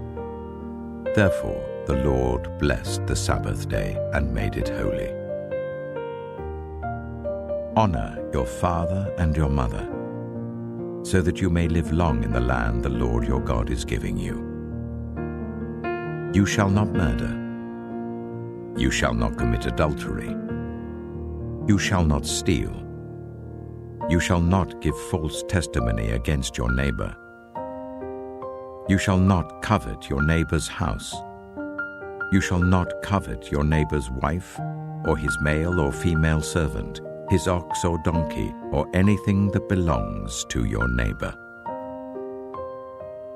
When the people saw the thunder and lightning and heard the trumpet and saw the mountain in smoke, they trembled with fear.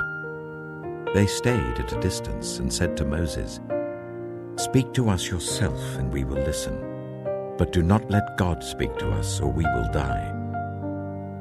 Moses said to the people, "Do not be afraid. God has come to test you, so that the fear of God will be with you, to keep you from sinning." The people remained at a distance, while Moses approached the thick darkness where God was. Then the Lord said to Moses, "Tell the Israelites this. You have seen for yourselves that I have spoken to you from heaven. Do not make any gods to be alongside me. Do not make for yourselves gods of silver or gods of gold. Make an altar of earth for me, and sacrifice on it your burnt offerings and fellowship offerings, your sheep and goats and your cattle. Wherever I cause my name to be honored, I will come to you and bless you. If you make an altar of stones for me, do not build it with dressed stones, for you will defile it if you use a tool on it.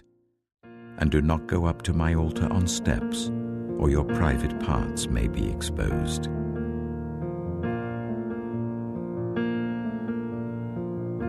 Exodus chapter 21. These are the laws you are to set before them. If you buy a Hebrew servant, he is to serve you for 6 years, but in the 7th year he shall go free without paying anything. If he comes alone, he is to go free alone. But if he has a wife when he comes, she is to go with him. If his master gives him a wife and she bears him sons or daughters, the woman and her children shall belong to her master, and only the man shall go free. But if the servant declares, "I love my master and my wife and children and do not want to go free," then his master must take him before the judges. He shall take him to the door or the doorpost and pierce his ear with an awl. Then he will be his servant for life. If a man sells his daughter as a servant, she is not to go free as male servants do. If she does not please the master who has selected her for himself, he must let her be redeemed. He has no right to sell her to foreigners, because he has broken faith with her. If he selects her for his son, he must grant her the rights of a daughter. If he marries another woman, he must not deprive the first one of her food, clothing, and marital rights. If he does not provide her with these three things, she is to go free without any payment of money. Anyone who strikes a person with a fatal blow is to be put to death. However, if it is not done intentionally, but God lets it happen, they are to flee to a place I will designate. But if anyone schemes and kills someone deliberately, that person is to be taken from my altar and put to death. Anyone who attacks their father or mother is to be put to death. Anyone who kidnaps someone is to be put to death, whether the victim has been sold or is still in the kidnapper's possession. Anyone who curses their father or mother is to be put to death. If people quarrel and one person hits another with a stone or with their fist, and the victim does not die but is confined to bed, the one who struck the blow will not be held liable if the other can get up and walk around outside with a staff. However, the guilty party must pay the injured person for any loss of time and see that the victim is completely healed. Anyone who beats their male or female slave with a rod must be punished if the slave dies as a direct result. But they are not to be punished if the slave recovers after a day or two, since the slave is their property. If people are fighting and hit a pregnant woman and she gives birth prematurely, but there is no serious injury, the offender must be fined whatever the woman's husband demands and the court allows. But if there is serious injury, you are to take life for life, eye for eye, tooth for tooth, hand for hand, foot for foot, burn for burn, wound for wound, bruise for bruise. An owner who hits a male or female slave in the eye and destroys it must let the slave go free to compensate for the eye. And an owner who knocks out the tooth of a male or female slave must let the slave go free to compensate for the tooth. If a bull gores a man or woman to death, the bull is to be stoned to death, and its meat must not be eaten. But the owner of the bull will not be held responsible. If, however, the bull has had the habit of goring, and the owner has been warned but has not kept it penned up, and it kills a man or woman, the bull is to be stoned, and its owner also is to be put to death. However, if payment is demanded, the owner may redeem his life by the payment of whatever is demanded. This law also applies if the bull gores a son or a daughter. If the bull gores a male or female slave, the owner must pay 30 shekels of silver to the master of the slave, and the bull is to be stoned to death. If anyone uncovers a pit or digs one and fails to cover it and an ox or donkey falls into it, the one who opened the pit must pay the owner for the loss and take the dead animal in exchange. If anyone's bull injures someone else's bull and it dies, the two parties are to sell the live one and divide both the money and the dead animal equally. However, if it was known that the bull had the habit of goring, yet the owner did not keep it penned up, the owner must pay animal for animal and take the dead animal in exchange.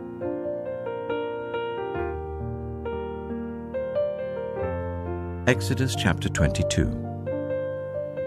Whoever steals an ox or a sheep and slaughters it, or sells it, must pay back 5 head of cattle for the ox and 4 sheep for the sheep. If a thief is caught breaking in at night and is struck a fatal blow, the defender is not guilty of bloodshed. But if it happens after sunrise, the defender is guilty of bloodshed. Anyone who steals must certainly make restitution, but if they have nothing, they must be sold to pay for their theft. If the stolen animal is found alive in their possession, whether ox or donkey or sheep, they must pay back double. If anyone grazes their livestock in a field or vineyard and lets them stray and they graze in someone else's field, the offender must make restitution from the best of their own field or vineyard. If a fire breaks out and spreads into thorn bushes, so that it burns sheaves of corn or standing corn or the whole field, the one who started the fire must make restitution. If anyone gives a neighbor silver or goods for safekeeping and they are stolen from the neighbor's house, the thief, if caught, must pay back double. But if the thief is not found, the owner of the house must appear before the judges, and they must determine whether the owner of the house has laid hands on the other person's property. In all cases of illegal possession of an ox, a donkey, a sheep, a garment, or any other lost property about which somebody says, "This is mine," both parties are to bring their cases before the judges. The one whom the judges declare guilty must pay back double to the other. If anyone gives a donkey, an ox, a sheep, or any other animal to their neighbor for safekeeping and it dies, or is injured or is taken away while no one is looking, the issue between them will be settled by the taking of an oath before the Lord that the neighbor did not lay hands on the other person's property. The owner is to accept this, and no restitution is required. But if the animal was stolen from the neighbor, restitution must be made to the owner. If it was torn to pieces by a wild animal, the neighbor shall bring in the remains as evidence and shall not be required to pay for the torn animal. If anyone borrows an animal from their neighbor and it is injured or dies while the owner is not present, they must make restitution. But if the owner is with the animal, the borrower will not have to pay. If the animal was hired, the money paid for the hire covers the loss. If a man seduces a virgin who is not pledged to be married and sleeps with her, he must pay the bride price, and she shall be his wife. If her father absolutely refuses to give her to him, he must still pay the bride price for virgins. Do not allow a sorceress to live. Anyone who has sexual relations with an animal is to be put to death. Whoever sacrifices to any god other than the Lord must be destroyed. Do not ill-treat or oppress a foreigner, for you were foreigners in Egypt. Do not take advantage of the widow or the fatherless. If you do, and they cry out to me, I will certainly hear their cry. My anger will be aroused, and I will kill you with the sword. Your wives will become widows, and your children fatherless. If you lend money to one of my people among you who is needy, do not treat it like a business deal. Charge no interest. If you take your neighbor's cloak as a pledge, return it by sunset, because that cloak is the only covering your neighbor has. What else can they sleep in? When they cry out to me, I will hear, for I am compassionate. Do not blaspheme God or curse the ruler of your people. Do not hold back offerings from your granaries or your vats. You must give me the firstborn of your sons. Do the same with your cattle and your sheep. Let them stay with their mothers for 7 days, but give them to me on the 8th day. You are to be my holy people. So do not eat the meat of an animal torn by wild beasts. Throw it to the dogs.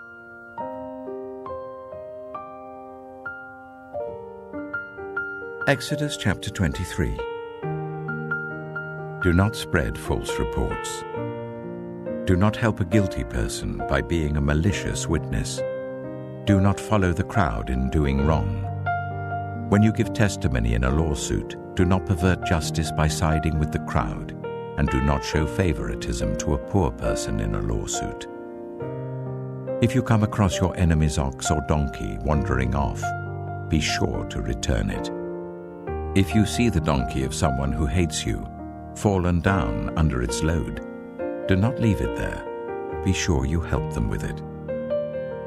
Do not deny justice to your poor people in their lawsuits. Have nothing to do with a false charge, and do not put an innocent or honest person to death, for I will not acquit the guilty. Do not accept a bribe, for a bribe blinds those who see and twists the words of the innocent. Do not oppress a foreigner.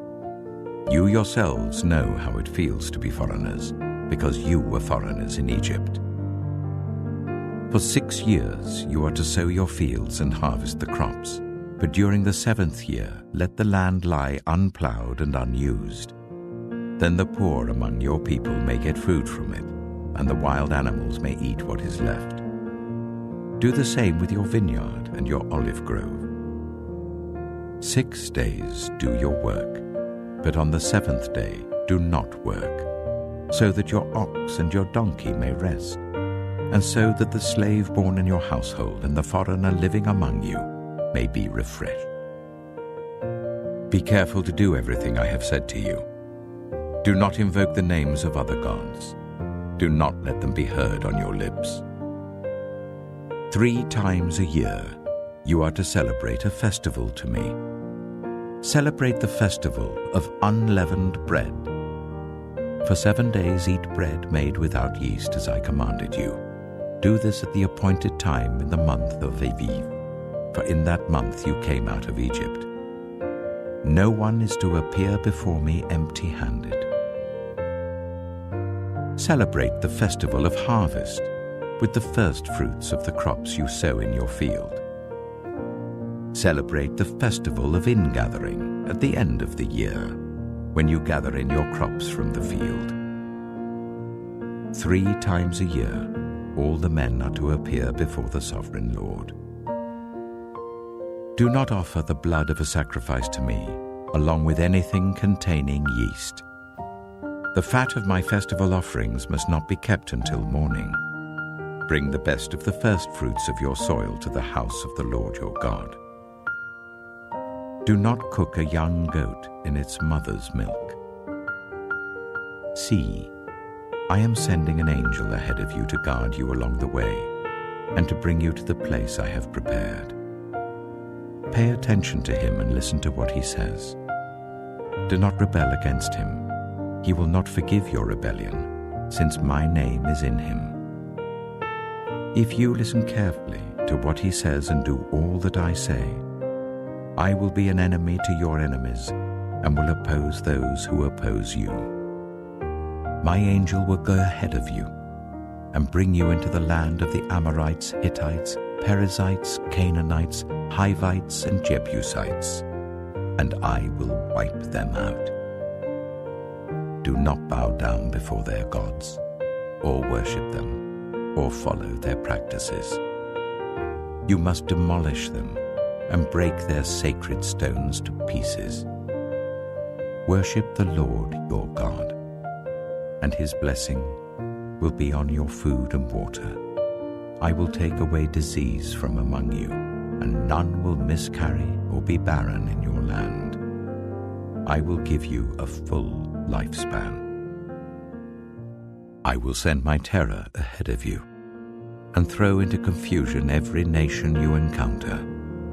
I will make all your enemies turn their backs and run. I will send the hornet ahead of you to drive the Hivites, Canaanites, and Hittites out of your way. But I will not drive them out in a single year, because the land would become desolate and the wild animals too numerous for you. Little by little I will drive them out before you, until you have increased enough to take possession of the land. I will establish your borders from the Red Sea to the Mediterranean Sea, and from the desert to the Euphrates River. I will give into your hands the people who live in the land, and you will drive them out before you. Do not make a covenant with them or with their gods. Do not let them live in your land, or they will cause you to sin against me, because the worship of their gods will certainly be a snare to you.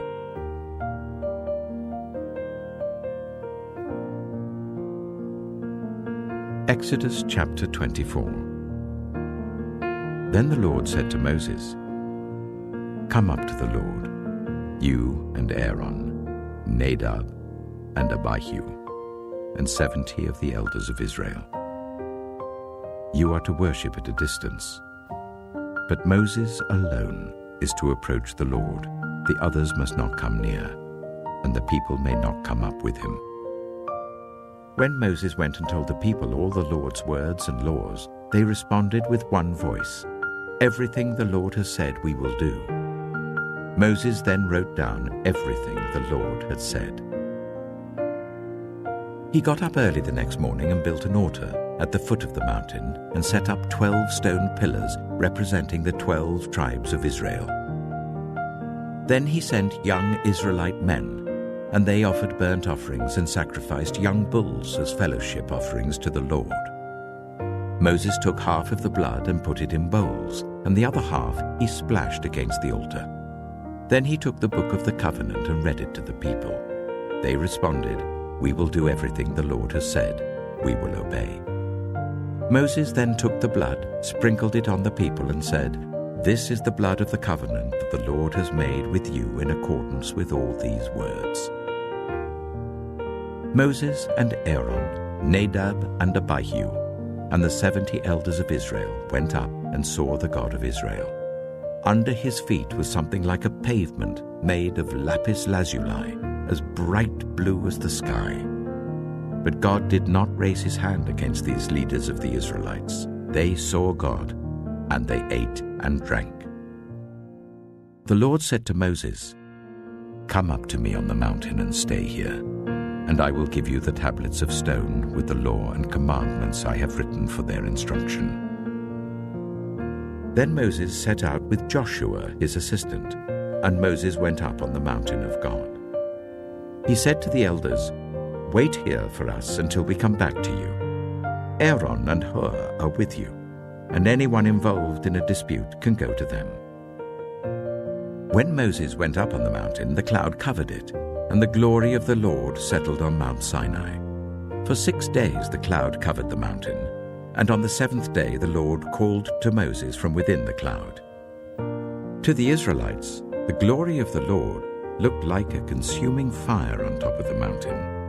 Then Moses entered the cloud as he went on up the mountain, and he stayed on the mountain 40 days and 40 nights.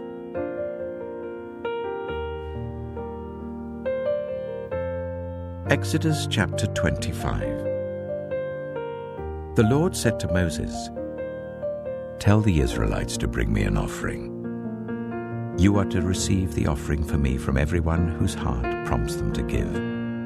These are the offerings you are to receive from them: gold, silver and bronze, blue, purple and scarlet yarn, and fine linen, goat hair, ram skins dyed red, and another type of durable leather, acacia wood, olive oil for the light, spices for the anointing oil and for the fragrant incense, and onyx stones and other gems to be mounted on the ephod and breastpiece. Then let them make a sanctuary for me, and I will dwell among them. Make this tabernacle and all its furnishings exactly like the pattern I will show you. Let them make an ark of acacia wood, 2.5 cubits long, 1.5 cubits wide, and 1.5 cubits high. Overlay it with pure gold both inside and out, and make a gold molding around it. Cast 4 gold rings for it, and fasten them to its 4 feet, with 2 rings on one side and 2 rings on the other. Then make poles of acacia wood and overlay them with gold. Insert the poles into the rings on the sides of the ark to carry it.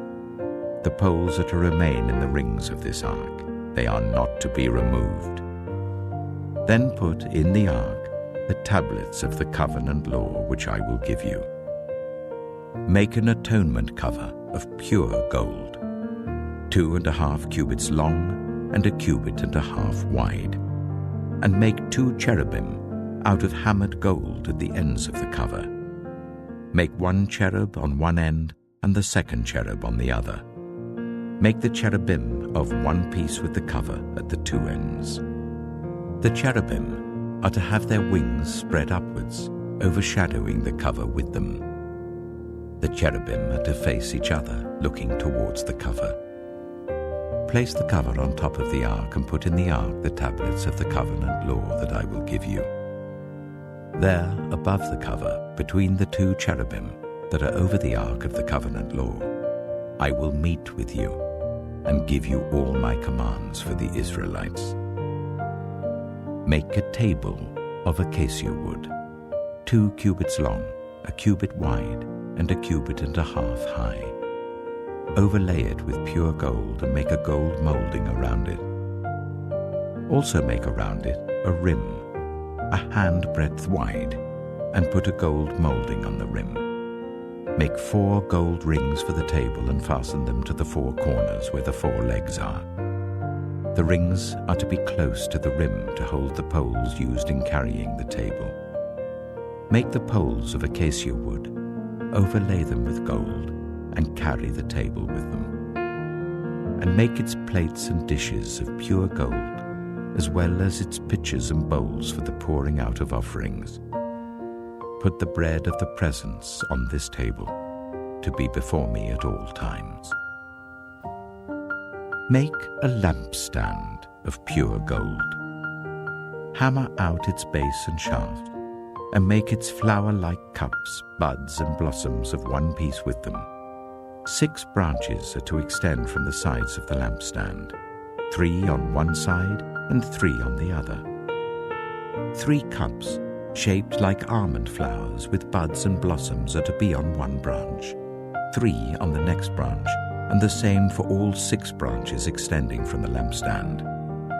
And on the lampstand there are to be 4 cups shaped like almond flowers with buds and blossoms. 1 bud shall be under the first pair of branches, extending from the lampstand, a second bud under the second pair, and a third bud under the third pair. 6 branches in all. The buds and branches shall all be of one piece with the lampstand hammered out of pure gold. Then make it 7 lamps and set them up on it so that they light the space in front of it. Its wick trimmers and trays are to be of pure gold. A talent of pure gold is to be used for the lampstand and all these accessories. See that you make them according to the pattern shown you on the mountain.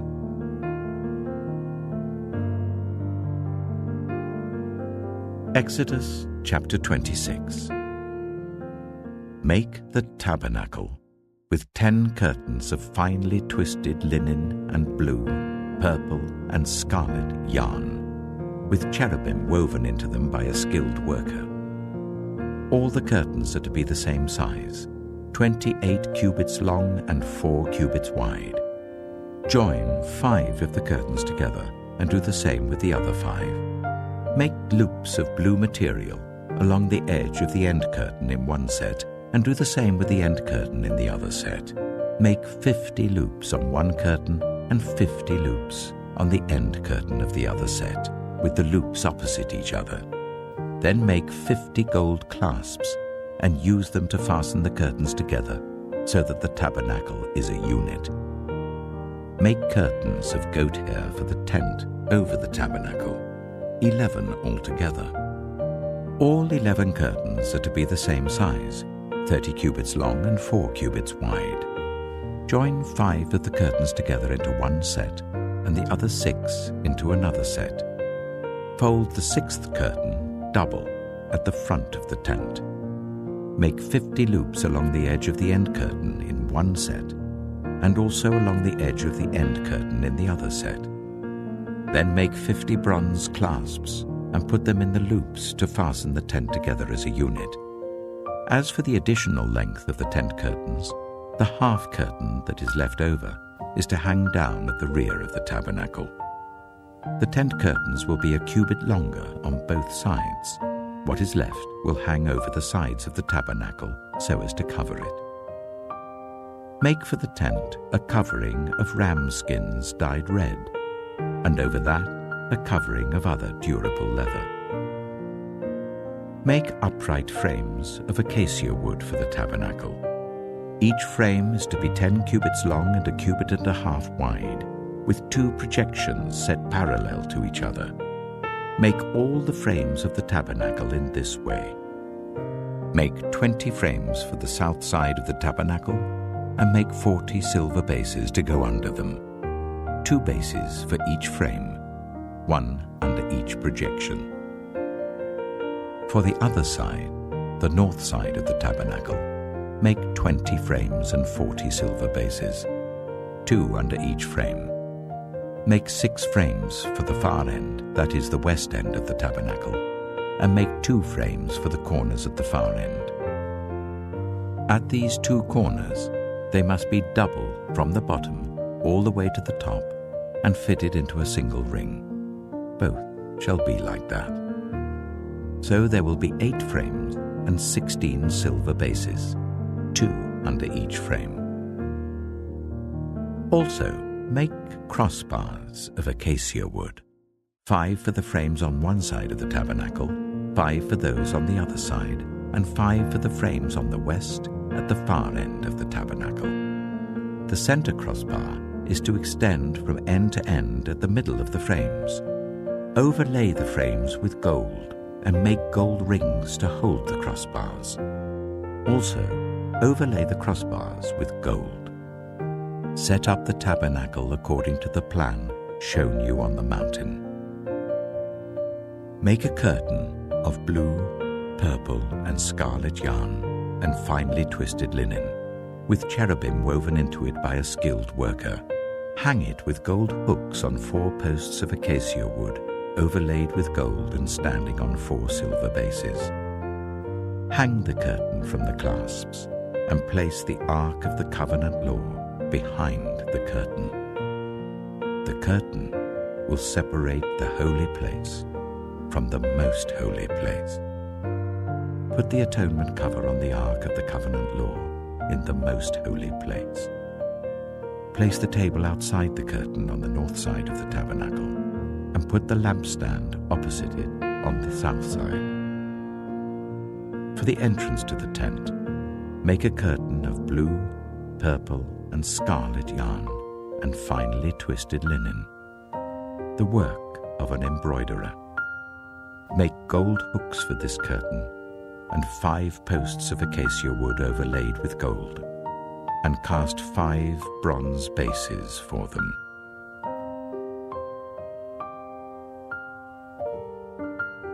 Exodus chapter 27.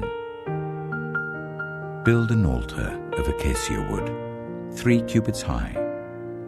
It is to be square, 5 cubits long and 5 cubits wide. Make a horn at each of the 4 corners, so that the horns and the altar are of one piece, and overlay the altar with bronze. Make all its utensils of bronze, its pots to remove the ashes, and its shovels, sprinkling bowls, meat forks, and fire pans. Make a grating for it, a bronze network, and make a bronze ring at each of the 4 corners of the network. Put it under the ledge of the altar, so that it is halfway up the altar. Make poles of acacia wood for the altar and overlay them with bronze. The poles are to be inserted into the rings, so they will be on 2 sides of the altar when it is carried. Make the altar hollow out of boards. It is to be made just as you were shown on the mountain. Make a courtyard for the tabernacle. The south side shall be 100 cubits long, and is to have curtains of finely twisted linen, with 20 posts and 20 bronze bases, with silver hooks and bands on the posts. The north side shall also be 100 cubits long, and is to have curtains with 20 posts and 20 bronze bases, and with silver hooks and bands on the posts. The west end of the courtyard shall be 50 cubits wide and have curtains with 10 posts and 10 bases. On the east end, towards the sunrise, The courtyard shall also be 50 cubits wide. Curtains 15 cubits long are to be on one side of the entrance with 3 posts and 3 bases, and curtains 15 cubits long are to be on the other side with 3 posts and 3 bases. For the entrance to the courtyard, provide a curtain 20 cubits long of blue, purple, and scarlet yarn and finely twisted linen, the work of an embroiderer, with 4 posts and 4 bases. All the posts around the courtyard are to have silver bands and hooks and bronze bases. The courtyard shall be 100 cubits long and 50 cubits wide, with curtains of finely twisted linen 5 cubits high and with bronze bases. All the other articles used in the service of the tabernacle, whatever their function, including all the tent pegs for it and those for the courtyard, are to be of bronze. Command the Israelites to bring you clear oil of pressed olives for the light, so that the lamps may be kept burning. In the tent of meeting outside the curtain that shields the ark of the covenant law, Aaron and his sons are to keep the lamps burning before the Lord from evening till morning. This is to be a lasting ordinance among the Israelites for the generations to come.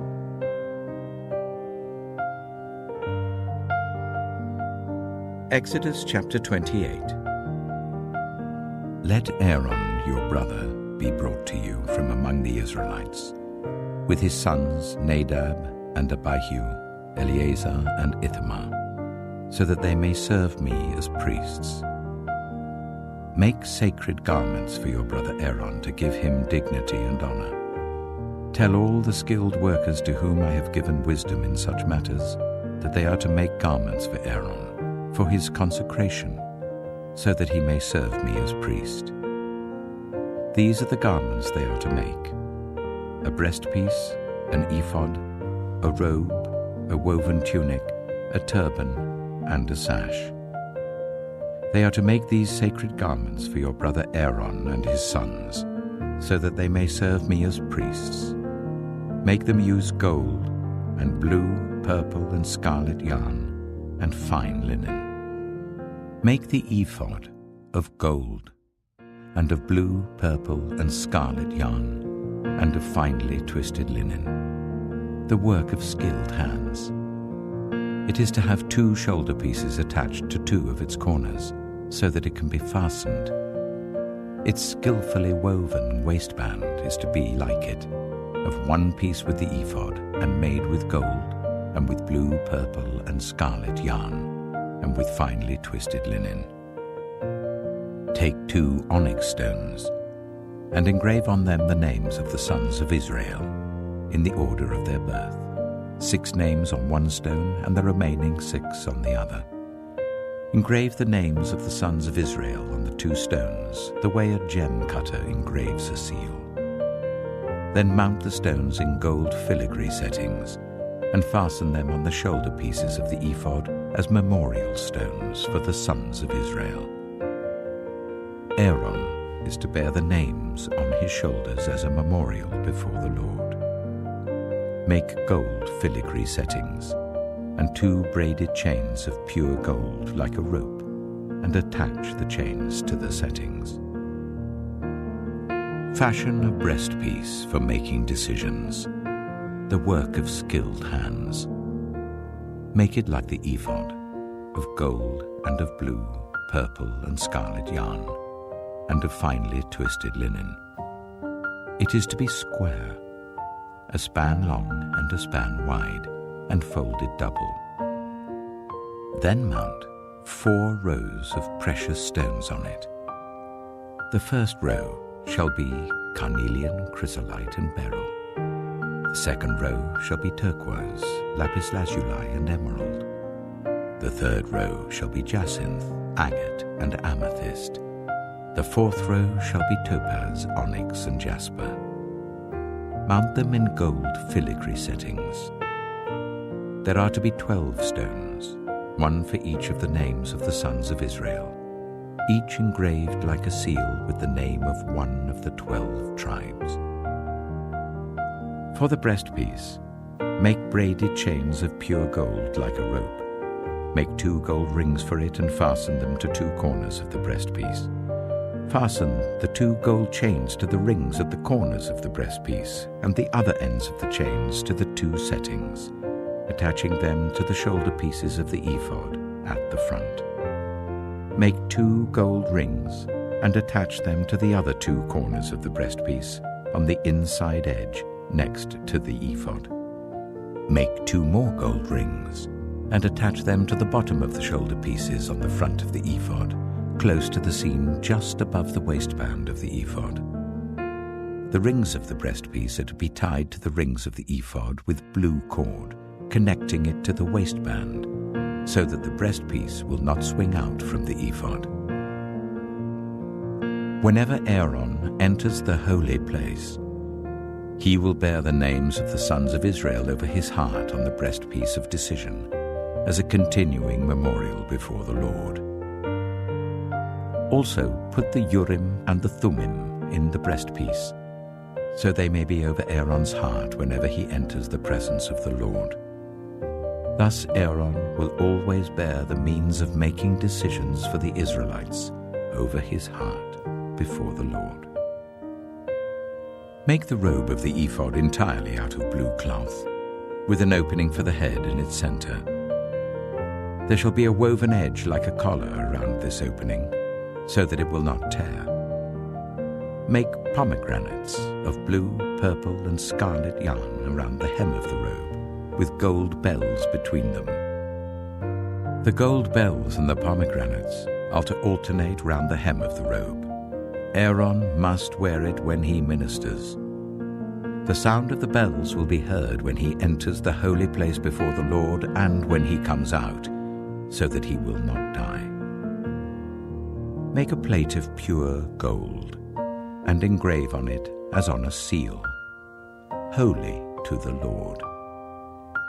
Fasten a blue cord to it to attach it to the turban. It is to be on the front of the turban. It will be on Aaron's forehead, and he will bear the guilt involved in the sacred gifts the Israelites consecrate, whatever their gifts may be. It will be on Aaron's forehead continually, so that they will be acceptable to the Lord. Weave the tunic of fine linen and make the turban of fine linen. The sash is to be the work of an embroiderer. Make tunics, sashes, and caps for Aaron's sons to give them dignity and honor. After you put these clothes on your brother Aaron and his sons, anoint and ordain them. Consecrate them so they may serve me as priests.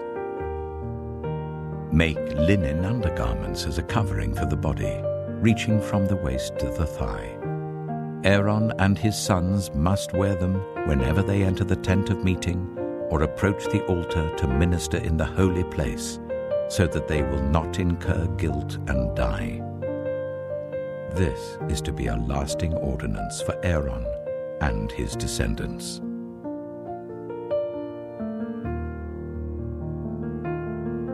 Exodus chapter 29. This is what you are to do to consecrate them, so that they may serve me as priests. Take a young bull and 2 rams without defect, and from the finest wheat flour make round loaves without yeast, thick loaves without yeast, and with olive oil mixed in, and thin loaves without yeast, and brushed with olive oil. Put them in a basket, and present them in it, along with the bull and the 2 rams. Then bring Aaron and his sons to the entrance to the tent of meeting, and wash them with water. Take the garments and dress Aaron with the tunic, the robe of the ephod itself, and the breastpiece. Fasten the ephod on him by its skillfully woven waistband. Put the turban on his head and attach the sacred emblem to the turban. Take the anointing oil and anoint him by pouring it on his head. Bring his sons and dress them in tunics and fasten caps on them. Then tie sashes on Aaron and his sons. The priesthood is theirs by a lasting ordinance. Then you shall ordain Aaron and his sons. Bring the bull to the front of the tent of meeting, and Aaron and his sons shall lay their hands on its head. Slaughter it in the Lord's presence at the entrance to the tent of meeting. Take some of the bull's blood and put it on the horns of the altar with your finger, and pour out the rest of it at the base of the altar. Then take all the fat of the internal organs, the covering of the liver and both kidneys with the fat on them, and burn them on the altar. But burn the bull's flesh and its hide and its intestines outside the camp. It is a sin offering. Take one of the rams, and Aaron and his sons shall lay their hands on its head. Slaughter it, and take the blood and splash it against the sides of the altar. Cut the ram into pieces, and wash the internal organs and the legs, putting them with the head and the other pieces. Then burn the entire ram on the altar. It is a burnt offering to the Lord, a pleasing aroma, a food offering presented to the Lord. Take the other ram, and Aaron and his sons shall lay their hands on its head. Slaughter it, take some of its blood, and put it on the lobes of the right ears of Aaron and his sons, on the thumbs of their right hands, and on the big toes of their right feet. Then splash blood against the sides of the altar. And take some of the blood on the altar and some of the anointing oil and sprinkle it on Aaron and his garments, and on his sons and their garments. Then he and his sons and their garments will be consecrated. Take from this ram the fat tail, the fat on the internal organs, the covering of the liver, both kidneys with the fat on them, and the right thigh. This is the ram for the ordination. From the basket of bread made without yeast, which is before the Lord, take one round loaf, one thick loaf with olive oil mixed in, and one thin loaf. Put all these in the hands of Aaron and his sons, and wave them before the Lord as a wave offering. Then take them from their hands, and burn them on the altar along with the burnt offering, for a pleasing aroma to the Lord, a food offering presented to the Lord. After you take the breast of the ram for Aaron's ordination, wave it before the Lord as a wave offering, and it will be your share. Consecrate those parts of the ordination ram that belong to Aaron and his sons, the breast that was waved and the thigh that was presented. This is always to be the regular share from the Israelites for Aaron and his sons. It is the contribution the Israelites are to make to the Lord from their fellowship offerings. Aaron's sacred garments will belong to his descendants, so that they can be anointed and ordained in them. The son who succeeds him as priest and comes to the tent of meeting to minister in the holy place is to wear them 7 days. Take the ram for the ordination and cook the meat in a sacred place. At the entrance to the tent of meeting, Aaron and his sons are to eat the meat of the ram and the bread that is in the basket. They are to eat these offerings by which atonement was made for their ordination and consecration. But no one else may eat them, because they are sacred. And if any of the meat of the ordination ram or any bread is left over till morning, burn it up. It must not be eaten, because it is sacred. Do for Aaron and his sons everything I have commanded you, taking 7 days to ordain them. Sacrifice a bull each day as a sin offering to make atonement. Purify the altar by making atonement for it and anoint it to consecrate it. For 7 days make atonement for the altar and consecrate it. Then the altar will be most holy, and whatever touches it will be holy. This is what you are to offer on the altar regularly each day: 2 lambs a year old. Offer one in the morning and the other at twilight. With the first lamb, offer 1/10 of an ephah of the finest flour, mixed with 1/4 of a hin of oil from pressed olives, and 1/4 of a hin of wine as a drink offering. Sacrifice the other lamb at twilight with the same grain offering and its drink offering as in the morning, a pleasing aroma, a food offering presented to the Lord. For the generations to come, this burnt offering is to be made regularly at the entrance to the tent of meeting before the Lord. There I will meet you and speak to you. There also I will meet with the Israelites, and the place will be consecrated by my glory. So I will consecrate the tent of meeting and the altar, and will consecrate Aaron and his sons to serve me as priests. Then I will dwell among the Israelites and be their God. They will know that I am the Lord their God, who brought them out of Egypt so that I might dwell among them. I am the Lord their God.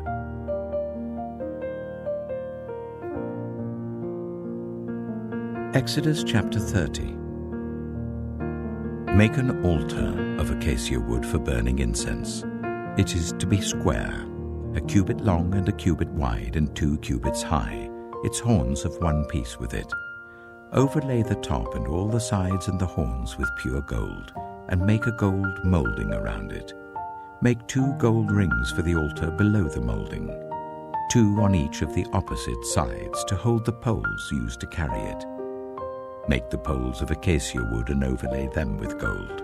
Put the altar in front of the curtain that shields the ark of the covenant law, before the atonement cover that is over the tablets of the covenant law, where I will meet with you. Aaron must burn fragrant incense on the altar every morning when he tends the lamps. He must burn incense again when he lights the lamps at twilight, so that incense will burn regularly before the Lord for the generations to come. Do not offer on this altar any other incense or any burnt offering or grain offering, and do not pour a drink offering on it. Once a year, Aaron shall make atonement on its horns. This annual atonement must be made with the blood of the atoning sin offering for the generations to come. It is most holy to the Lord. Then the Lord said to Moses, "When you take a census of the Israelites to count them, each one must pay the Lord a ransom for his life at the time he is counted. Then no plague will come on them when you number them. Each one who crosses over to those already counted is to give a half shekel according to the sanctuary shekel, which weighs 20 girams. This half shekel is an offering to the Lord. All who cross over, those 20 years old or more, are to give an offering to the Lord. The rich are not to give more than a half shekel, and the poor are not to give less when you make the offering to the Lord to atone for your lives. Receive the atonement money from the Israelites and use it for the service of the tent of meeting. It will be a memorial for the Israelites before the Lord, making atonement for your lives." Then the Lord said to Moses, "Make a bronze basin with its bronze stand for washing. Place it between the tent of meeting and the altar and put water in it. Aaron and his sons are to wash their hands and feet with water from it. Whenever they enter the tent of meeting, they shall wash with water so that they will not die. Also, when they approach the altar to minister by presenting a food offering to the Lord, they shall wash their hands and feet so that they will not die. This is to be a lasting ordinance for Aaron and his descendants for the generations to come." Then the Lord said to Moses, "Take the following fine spices: 500 shekels of liquid myrrh, half as much, that is 250 shekels, of fragrant cinnamon, 250 shekels of fragrant calamus, 500 shekels of cassia, all according to the sanctuary shekel, and a hin of olive oil. Make these into a sacred anointing oil, a fragrant blend, the work of a perfumer. It will be the sacred anointing oil. Then use it to anoint the tent of meeting, the ark of the covenant law, the table and all its articles, the lampstand and its accessories, the altar of incense, the altar of burnt offering and all its utensils, and the basin with its stand. You shall consecrate them, so they will be most holy, and whatever touches them will be holy. Anoint Aaron and his sons and consecrate them, so they may serve me as priests. Say to the Israelites, this is to be my sacred anointing oil for the generations to come. Do not pour it on anyone else's body, and do not make any other oil using the same formula. It is sacred, and you are to consider it sacred. Whoever makes perfume like it and puts it on anyone other than a priest must be cut off from their people. Then the Lord said to Moses, take fragrant spices, gum resin, onycha, and galbanum, and pure frankincense, all in equal amounts, and make a fragrant blend of incense, the work of a perfumer. It is to be salted and pure and sacred. Grind some of it to powder and place it in front of the ark of the covenant law in the tent of meeting, where I will meet with you. It shall be most holy to you. Do not make any incense with this formula for yourselves. Consider it holy to the Lord. Whoever makes incense like it, to enjoy its fragrance, must be cut off from their people.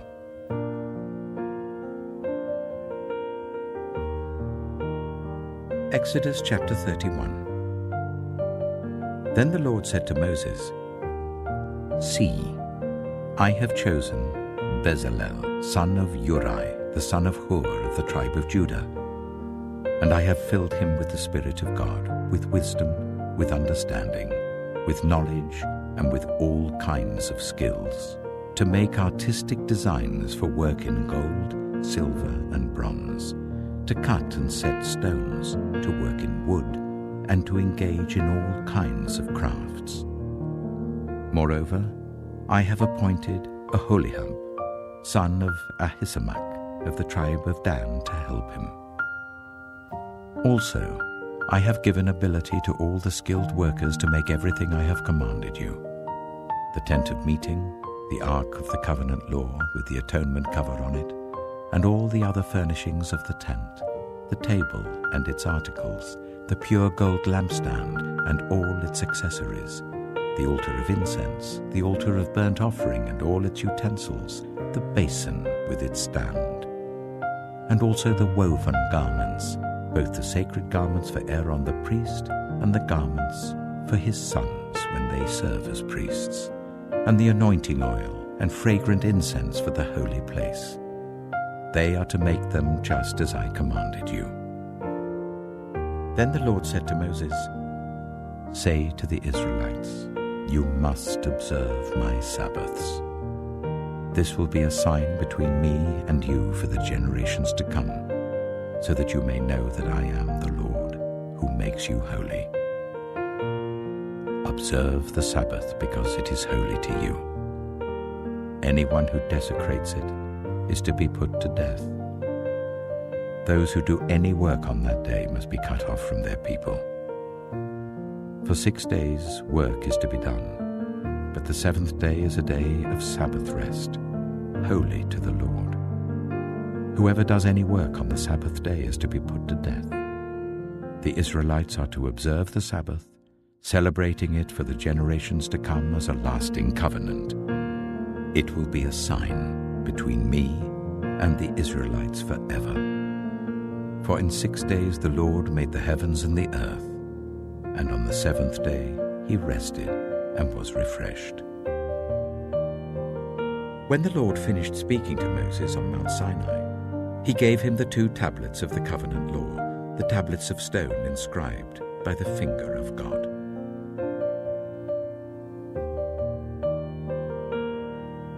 Exodus chapter 32. When the people saw that Moses was so long in coming down from the mountain, they gathered round Aaron and said, "Come, make us gods who will go before us. As for this fellow Moses who brought us up out of Egypt, we don't know what has happened to him." Aaron answered them, "Take off the gold earrings that your wives, your sons, and your daughters are wearing, and bring them to me." So all the people took off their earrings and brought them to Aaron. He took what they handed him and made it into an idol cast in the shape of a calf, fashioning it with a tool. Then they said, "These are your gods, Israel, who brought you up out of Egypt." When Aaron saw this, he built an altar in front of the calf and announced, "Tomorrow there will be a festival to the Lord." So the next day the people rose early and sacrificed burnt offerings and presented fellowship offerings. Afterwards they sat down to eat and drink and got up to indulge in revelry. Then the Lord said to Moses, "Go down, because your people, whom you brought up out of Egypt, have become corrupt. They have been quick to turn away from what I commanded them and have made themselves an idol cast in the shape of a calf.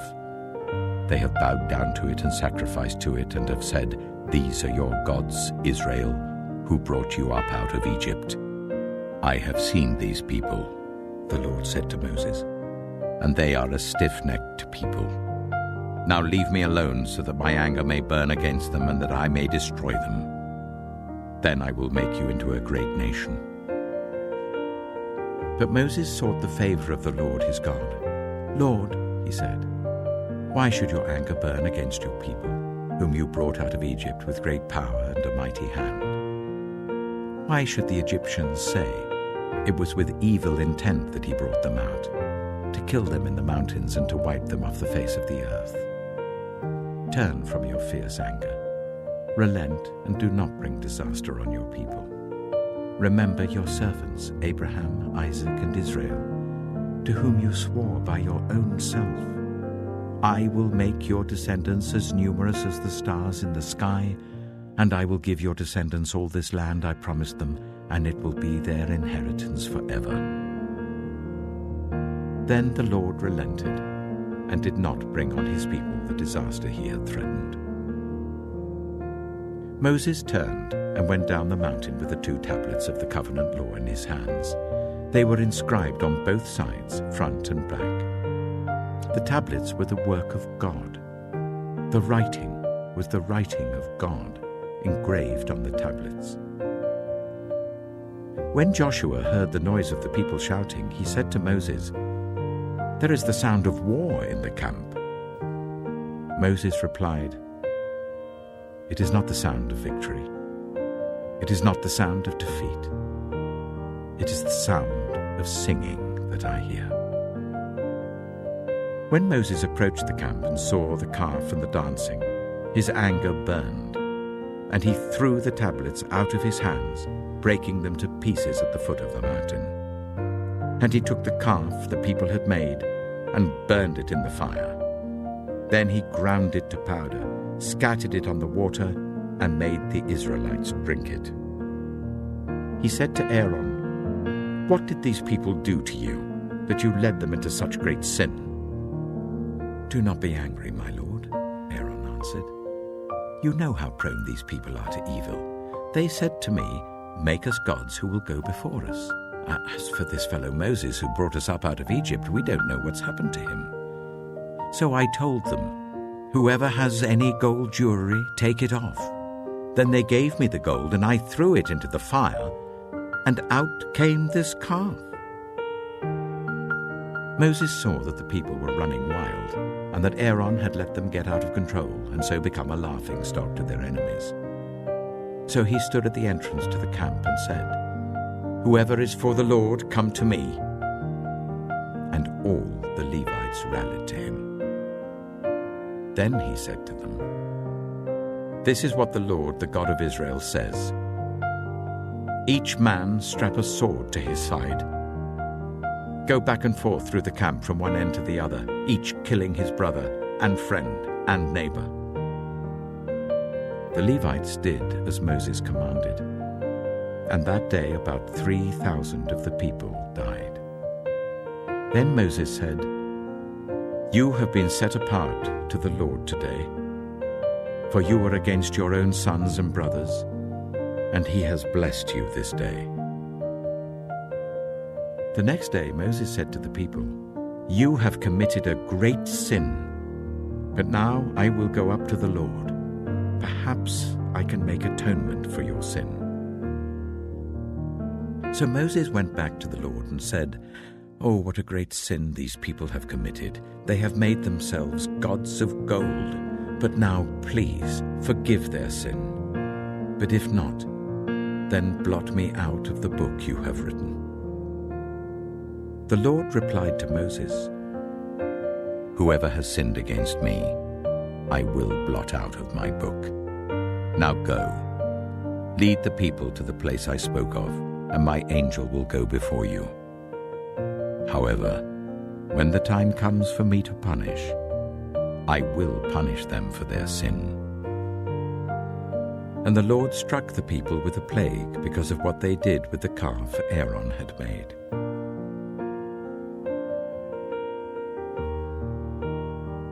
Exodus chapter 33. Then the Lord said to Moses, "Leave this place, you and the people you brought up out of Egypt, and go up to the land I promised on oath to Abraham, Isaac, and Jacob, saying, 'I will give it to your descendants. I will send an angel before you and drive out the Canaanites, Amorites, Hittites, Perizzites, Hivites, and Jebusites. Go up to the land flowing with milk and honey. But I will not go with you, because you are a stiff-necked people, and I might destroy you on the way.'" When the people heard these distressing words, they began to mourn, and no one put on any ornaments. For the Lord had said to Moses, "Tell the Israelites, you are a stiff-necked people. If I were to go with you even for a moment, I might destroy you. Now take off your ornaments, and I will decide what to do with you." So the Israelites stripped off their ornaments at Mount Horeb. Now Moses used to take a tent and pitch it outside the camp some distance away, calling it the tent of meeting. Anyone inquiring of the Lord would go to the tent of meeting outside the camp. And whenever Moses went out to the tent, all the people rose and stood at the entrances to their tents, watching Moses until he entered the tent. As Moses went into the tent, the pillar of cloud would come down and stay at the entrance while the Lord spoke with Moses. Whenever the people saw the pillar of cloud standing at the entrance to the tent, they all stood and worshipped, each at the entrance to their tent. The Lord would speak to Moses face to face, as one speaks to a friend. Then Moses would return to the camp, but his young assistant Joshua, son of Nun, did not leave the tent. Moses said to the Lord, "You have been telling me, 'Lead these people,' but you have not let me know whom you will send with me. You have said, 'I know you by name, and you have found favor with me.' If you are pleased with me, teach me your ways, so I may know you and continue to find favor with you. Remember that this nation is your people." The Lord replied, "My presence will go with you, and I will give you rest." Then Moses said to him, "If your presence does not go with us, do not send us up from here. How will anyone know that you are pleased with me and with your people unless you go with us? What else will distinguish me and your people from all the other people on the face of the earth?" And the Lord said to Moses, "I will do the very thing you have asked, because I am pleased with you, and I know you by name." Then Moses said, "Now show me your glory." And the Lord said, "I will cause all my goodness to pass in front of you, and I will proclaim my name, the Lord, in your presence. I will have mercy on whom I will have mercy, and I will have compassion on whom I will have compassion. But," he said, "you cannot see my face, for no one may see me and live." Then the Lord said, "There is a place near me where you may stand on a rock. When my glory passes by, I will put you in a cleft in the rock and cover you with my hand until I have passed by. Then I will remove my hand, and you will see my back, but my face must not be seen."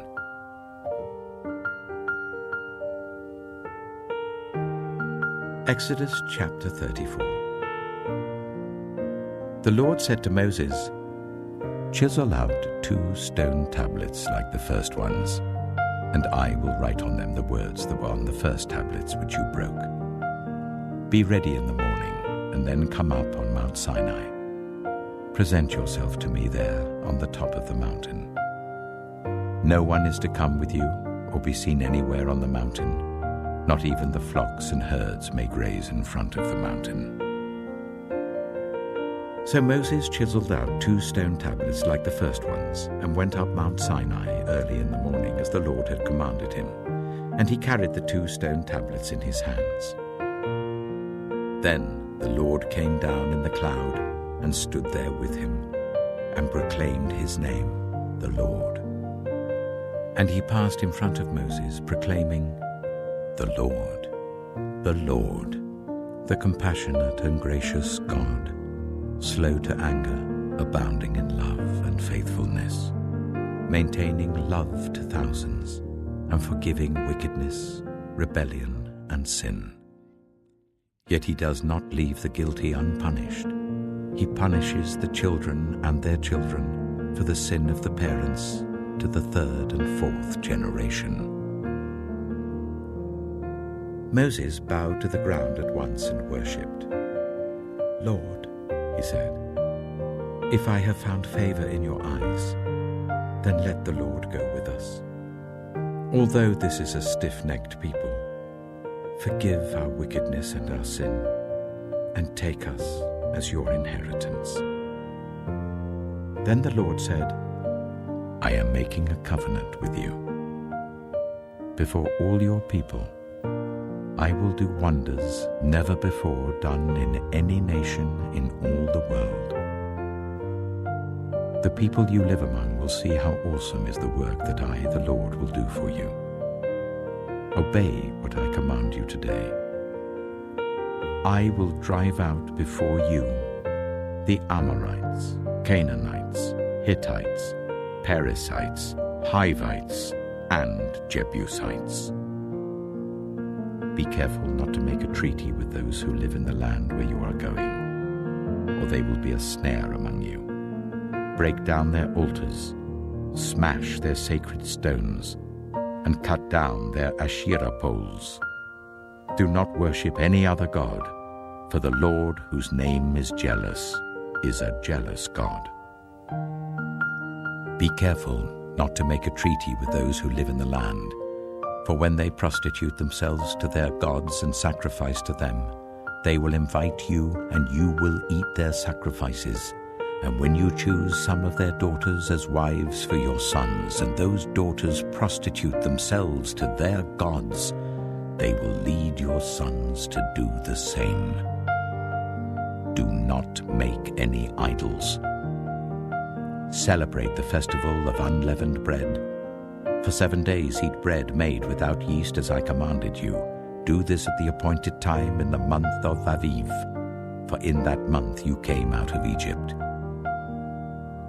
The first offspring of every womb belongs to me, including all the firstborn males of your livestock, whether from herd or flock. Redeem the firstborn donkey with a lamb, but if you do not redeem it, break its neck. Redeem all your firstborn sons. No one is to appear before me empty-handed. 6 days you shall labor, but on the 7th day you shall rest. Even during the plowing season and harvest, you must rest. Celebrate the festival of weeks with the first fruits of the wheat harvest, and the festival of ingathering at the turn of the year. 3 times a year, all your men are to appear before the sovereign Lord, the God of Israel. I will drive out nations before you, and enlarge your territory, and no one will covet your land when you go up 3 times each year to appear before the Lord your God. Do not offer the blood of a sacrifice to me along with anything containing yeast. And do not let any of the sacrifice from the Passover festival remain until morning. Bring the best of the first fruits of your soil to the house of the Lord your God. Do not cook a young goat in its mother's milk.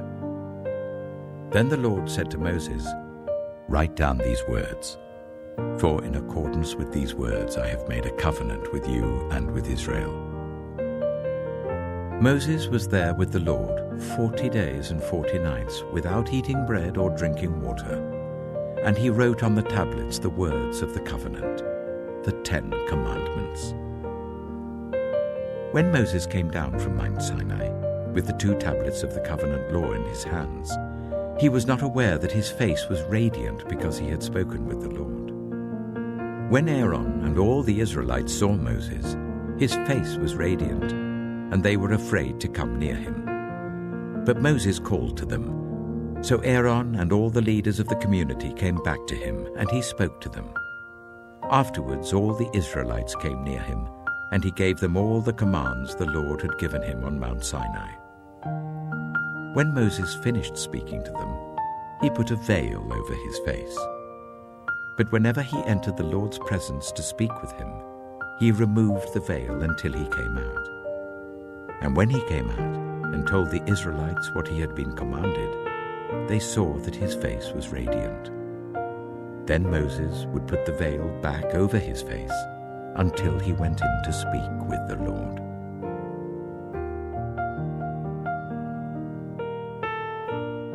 Exodus chapter 35. Moses assembled the whole Israelite community and said to them, "These are the things the Lord has commanded you to do. For 6 days work is to be done, but the 7th day shall be your holy day, a day of Sabbath rest to the Lord. Whoever does any work on it is to be put to death.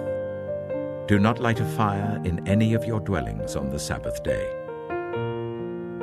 Moses said to the whole Israelite community, "This is what the Lord has commanded. From what you have, take an offering for the Lord.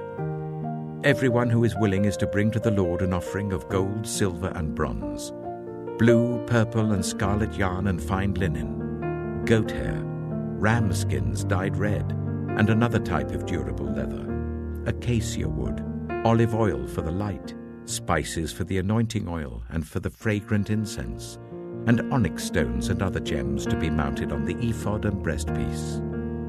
All who are skilled among you are to come and make everything the Lord has commanded: the tabernacle with its tent and its covering, clasps, frames, crossbars, posts, and bases; the ark with its poles and the atonement cover and the curtain that shields it; the table with its poles and all its articles and the bread of the presence; the lampstand that is for light with its accessories, lamps and oil for the light; the altar of incense with its poles, the anointing oil and the fragrant incense; the curtain for the doorway at the entrance to the tabernacle; the altar of burnt offering with its bronze grating, its poles and all its utensils; the bronze basin with its stand; the curtains of the courtyard with its posts and bases, and the curtain for the entrance to the courtyard; the tent pegs for the tabernacle and for the courtyard, and their ropes; the woven garments worn for ministering in the sanctuary, both the sacred garments for Aaron the priest and the garments for his sons when they serve as priests. Then the whole Israelite community withdrew from Moses' presence, and everyone who was willing and whose heart moved them came and brought an offering to the Lord for the work on the tent of meeting, for all its service, and for the sacred garments.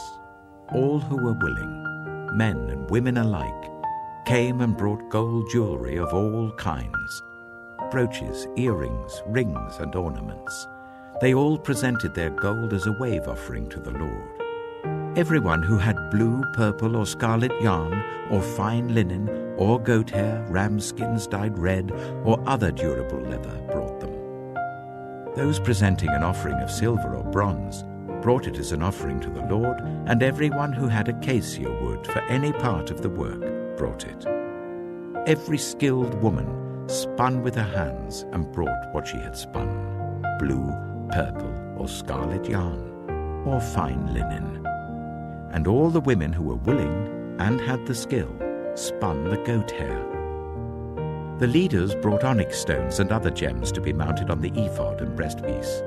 They also brought spices and olive oil for the light, and for the anointing oil, and for the fragrant incense. All the Israelite men and women who were willing brought to the Lord free will offerings for all the work the Lord, through Moses, had commanded them to do. Then Moses said to the Israelites, "See, the Lord has chosen Bezalel, son of Uri, the son of Hur, of the tribe of Judah, and he has filled him with the Spirit of God, with wisdom, with understanding, with knowledge, and with all kinds of skills, to make artistic designs for work in gold, silver, and bronze, to cut and set stones, to work in wood, and to engage in all kinds of artistic crafts. And he has given both him and Aholiab, son of Ahisamach, of the tribe of Dan, the ability to teach others. He has filled them with skill to do all kinds of work as engravers, designers, embroiderers in blue, purple, and scarlet yarn and fine linen, and weavers, all of them skilled workers and designers."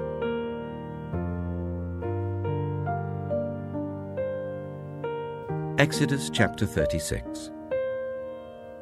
So Bezalel, Aholiab, and every skilled person to whom the Lord has given skill and ability, to know how to carry out all the work of constructing the sanctuary, are to do the work just as the Lord has commanded. Then Moses summoned Bezalel and Aholiab, and every skilled person to whom the Lord had given ability, and who was willing to come and do the work. They received from Moses all the offerings the Israelites had brought to carry out the work of constructing the sanctuary. And the people continued to bring free will offerings morning after morning. So all the skilled workers who were doing all the work on the sanctuary left what they were doing and said to Moses, "The people are bringing more than enough for doing the work the Lord commanded to be done."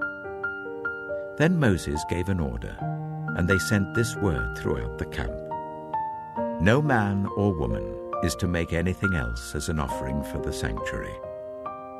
And so the people were restrained from bringing more, because what they already had was more than enough to do all the work.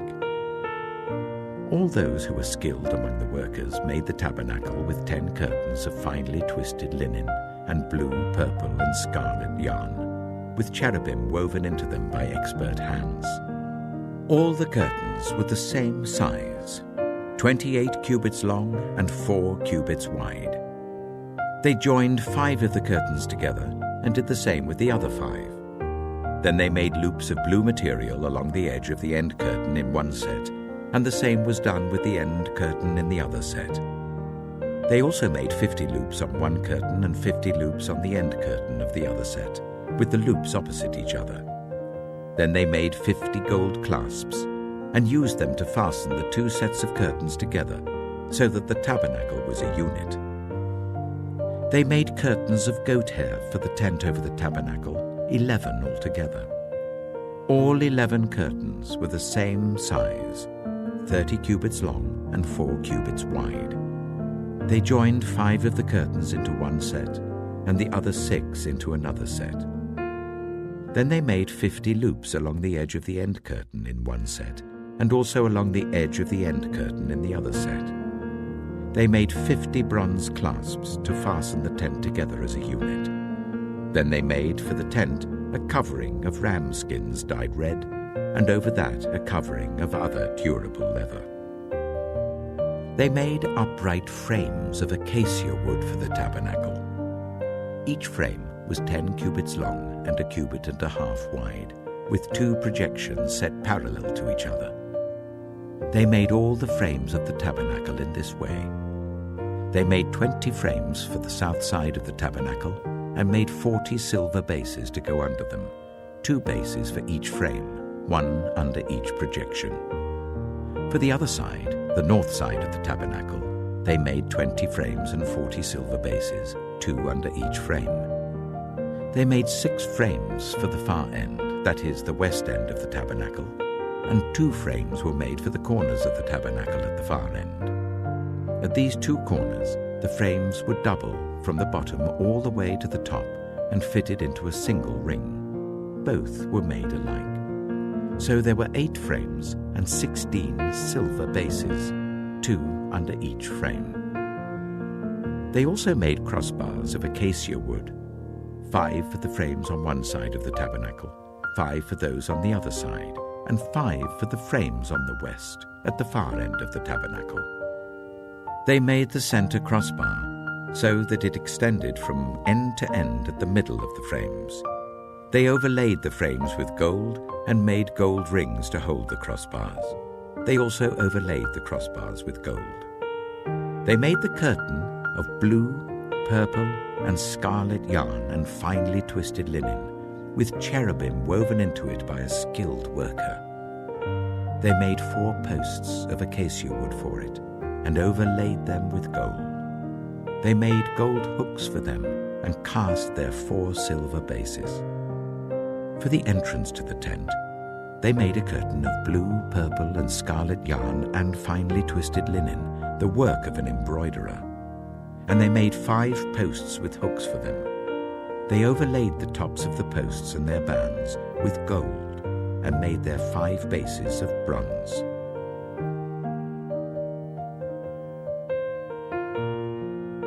Exodus chapter 37.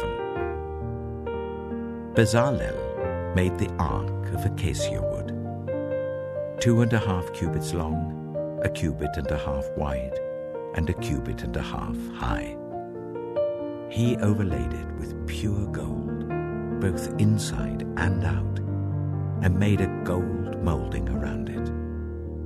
He cast 4 gold rings for it, and fastened them to its 4 feet, with 2 rings on one side and 2 rings on the other.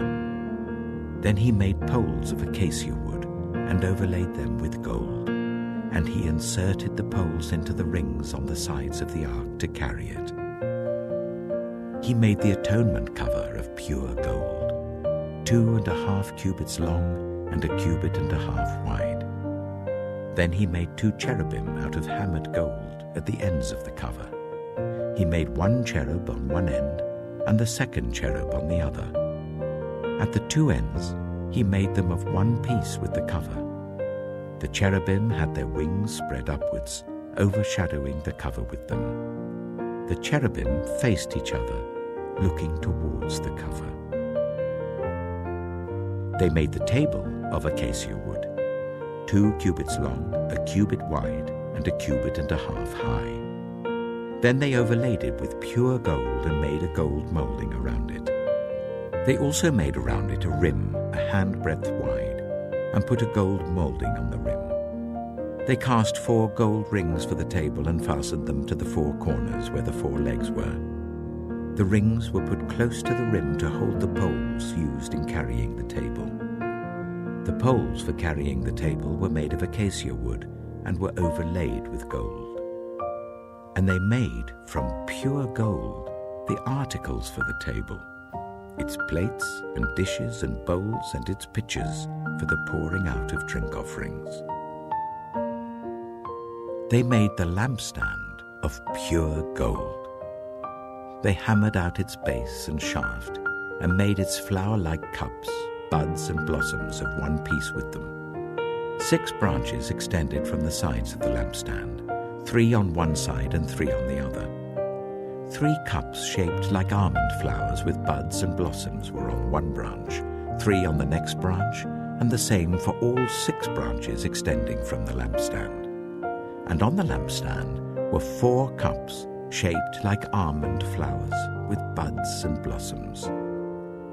1 bud was under the first pair of branches extending from the lampstand, a second bud under the second pair, and a third bud under the third pair, 6 branches in all. The buds and the branches were all of one piece with the lampstand, hammered out of pure gold. They made its 7 lamps, as well as its wick trimmers and trays, of pure gold. They made the lampstand and all its accessories from 1 talent of pure gold. They made the altar of incense out of acacia wood. It was square, a cubit long and a cubit wide and 2 cubits high, its horns of 1 piece with it. They overlaid the top and all the sides and the horns with pure gold and made a gold moulding around it. They made 2 gold rings below the moulding, 2 on each of the opposite sides to hold the poles used to carry it. They made the poles of acacia wood and overlaid them with gold. They also made the sacred anointing oil and the pure fragrant incense, the work of a perfumer.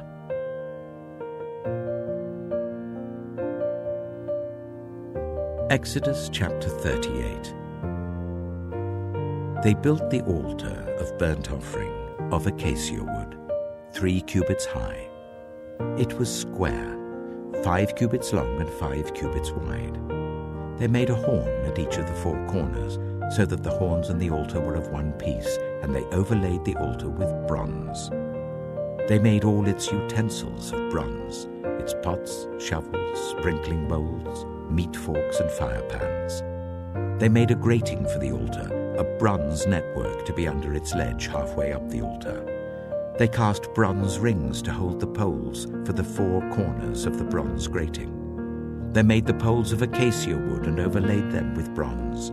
They inserted the poles into the rings so they would be on the sides of the altar for carrying it. They made it hollow out of boards. They made the bronze basin and its bronze stand from the mirrors of the women who served at the entrance to the tent of meeting. Next, they made the courtyard. The south side was 100 cubits long and had curtains of finely twisted linen with 20 posts and 20 bronze bases and with silver hooks and bands on the posts. The north side was also 100 cubits long and had 20 posts and 20 bronze bases with silver hooks and bands on the posts. The west end was 50 cubits wide and had curtains with 10 posts and 10 bases with silver hooks and bands on the posts. The east end, towards the sunrise, was also 50 cubits wide. Curtains 15 cubits long were on one side of the entrance with 3 posts and 3 bases, and curtains 15 cubits long were on the other side of the entrance to the courtyard with 3 posts and 3 bases. All the curtains around the courtyard were of finely twisted linen. The bases for the posts were bronze. The hooks and bands on the posts were silver, and their tops were overlaid with silver.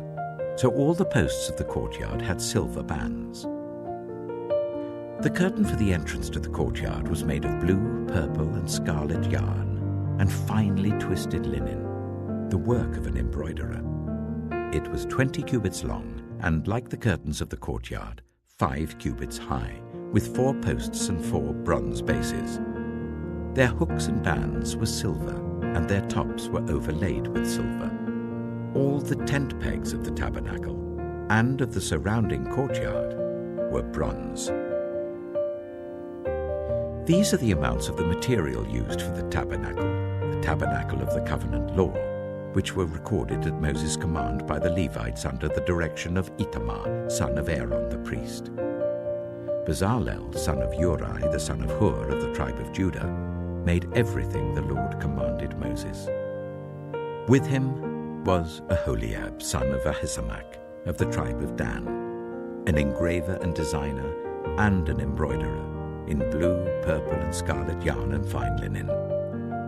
The total amount of the gold from the wave offering used for all the work on the sanctuary was 29 talents and 730 shekels, according to the sanctuary shekel. The silver obtained from those of the community who were counted in the census was 100 talents and 1,775 shekels, according to the sanctuary shekel. 1 beaker per person, that is half a shekel, according to the sanctuary shekel, from everyone who had crossed over to those counted 20 years old or more, a total of 603,550 men. The 100 talents of silver were used to cast the bases for the sanctuary and for the curtain. 100 bases from the 100 talents, 1 talent for each base. They used the 1,775 shekels to make the hooks for the posts, to overlay the tops of the posts, and to make their bands. The bronze from the wave offering was 70 talents and 2,400 shekels. They used it to make the bases for the entrance to the tent of meeting, the bronze altar with its bronze grating and all its utensils, the bases for the surrounding courtyard and those for its entrance, and all the tent pegs for the tabernacle and those for the surrounding courtyard.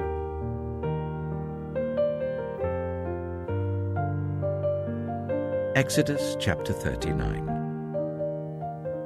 From the blue, purple, and scarlet yarn, they made woven garments for ministering in the sanctuary. They also made sacred garments for Aaron, as the Lord commanded Moses.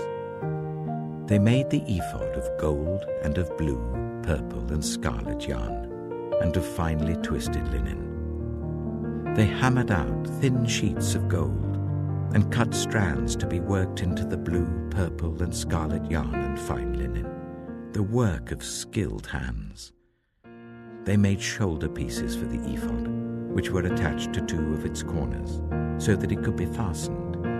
Its skillfully woven waistband was like it, of 1 piece with the ephod and made with gold, and with blue, purple, and scarlet yarn, and with finely twisted linen, as the Lord commanded Moses. They mounted the onyx stones in gold filigree settings, and engraved them like a seal with the names of the sons of Israel. Then they fastened them on the shoulder pieces of the ephod as memorial stones for the sons of Israel, as the Lord commanded Moses. They fashioned the breastpiece, the work of a skilled craftsman. They made it like the ephod, of gold, and of blue, purple, and scarlet yarn, and of finely twisted linen. It was square, a span long and a span wide, and folded double. Then they mounted 4 rows of precious stones on it. The first row was carnelian, chrysolite, and beryl. The second row was turquoise, lapis lazuli, and emerald. The third row was jacinth, agate, and amethyst. The fourth row was topaz, onyx, and jasper. They were mounted in gold filigree settings. There were 12 stones, 1 for each of the names of the sons of Israel, each engraved like a seal with the name of one of the 12 tribes. For the breastpiece, they made braided chains of pure gold, like a rope. They made 2 gold filigree settings and 2 gold rings, and fastened the rings to 2 of the corners of the breastpiece. They fastened the 2 gold chains to the rings at the corners of the breastpiece, and the other ends of the chains to the 2 settings, attaching them to the shoulder pieces of the ephod at the front. They made 2 gold rings, and attached them to the other 2 corners of the breastpiece on the inside edge next to the ephod. Then they made 2 more gold rings, and attached them to the bottom of the shoulder pieces on the front of the ephod, close to the seam just above the waistband of the ephod. They tied the rings of the breastpiece to the rings of the ephod with blue cord, connecting it to the waistband, so that the breastpiece would not swing out from the ephod, as the Lord commanded Moses.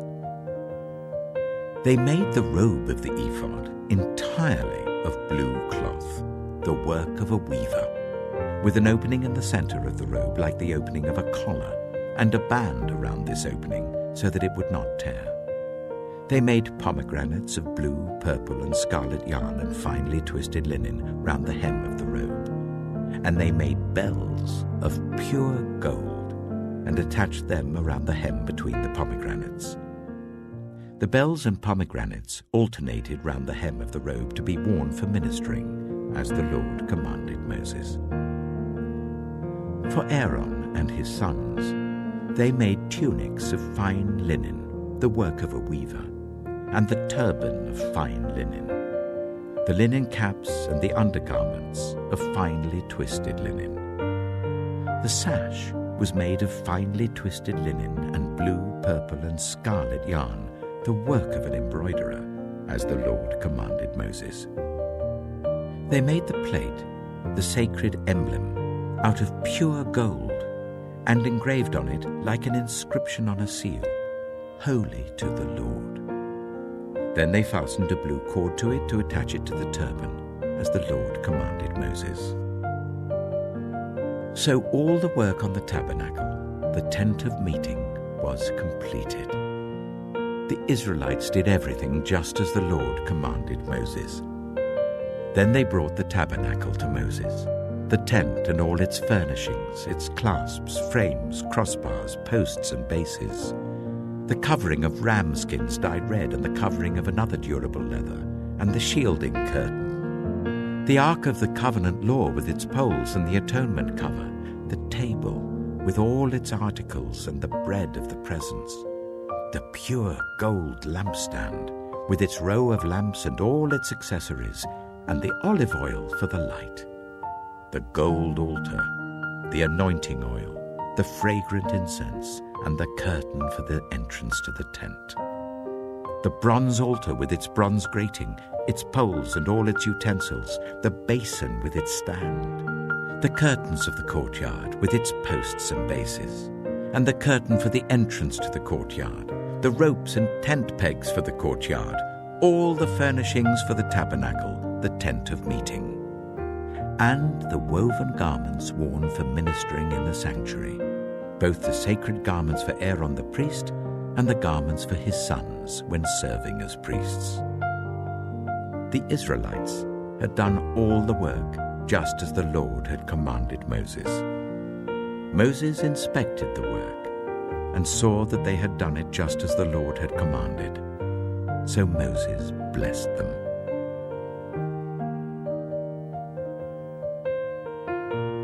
Exodus chapter 40. Then the Lord said to Moses, "Set up the tabernacle, the tent of meeting, on the first day of the first month. Place the ark of the covenant law in it, and shield the ark with the curtain. Bring in the table, and set out what belongs on it. Then bring in the lampstand, and set up its lamps. Place the gold altar of incense in front of the ark of the covenant law, and put the curtain at the entrance to the tabernacle. Place the altar of burnt offering in front of the entrance to the tabernacle, the tent of meeting. Place the basin between the tent of meeting and the altar, and put water in it. Set up the courtyard around it, and put the curtain at the entrance to the courtyard. Take the anointing oil, and anoint the tabernacle and everything in it. Consecrate it and all its furnishings, and it will be holy. Then anoint the altar of burnt offering and all its utensils. Consecrate the altar, and it will be most holy. Anoint the basin and its stand, and consecrate them. Bring Aaron and his sons to the entrance to the tent of meeting, and wash them with water. Then dress Aaron in the sacred garments. Anoint him and consecrate him so that he may serve me as priest. Bring his sons and dress them in tunics.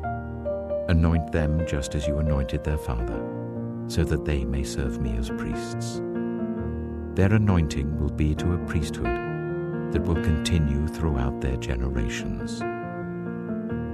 Moses did everything just as the Lord commanded him. So the tabernacle was set up on the first day of the first month in the second year. When Moses set up the tabernacle, he put the bases in place, erected the frames, inserted the crossbars, and set up the posts. Then he spread the tent over the tabernacle and put the covering over the tent as the Lord commanded him. He took the tablets of the covenant law and placed them in the ark, attached the poles to the ark, and put the atonement cover over it. Then he brought the ark into the tabernacle and hung the shielding curtain, and shielded the ark of the covenant law as the Lord commanded him.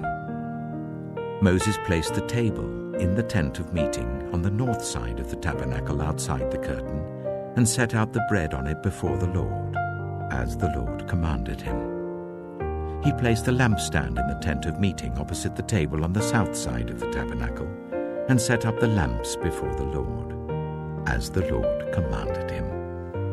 Moses placed the gold altar in the tent of meeting in front of the curtain, and burned fragrant incense on it, as the Lord commanded him.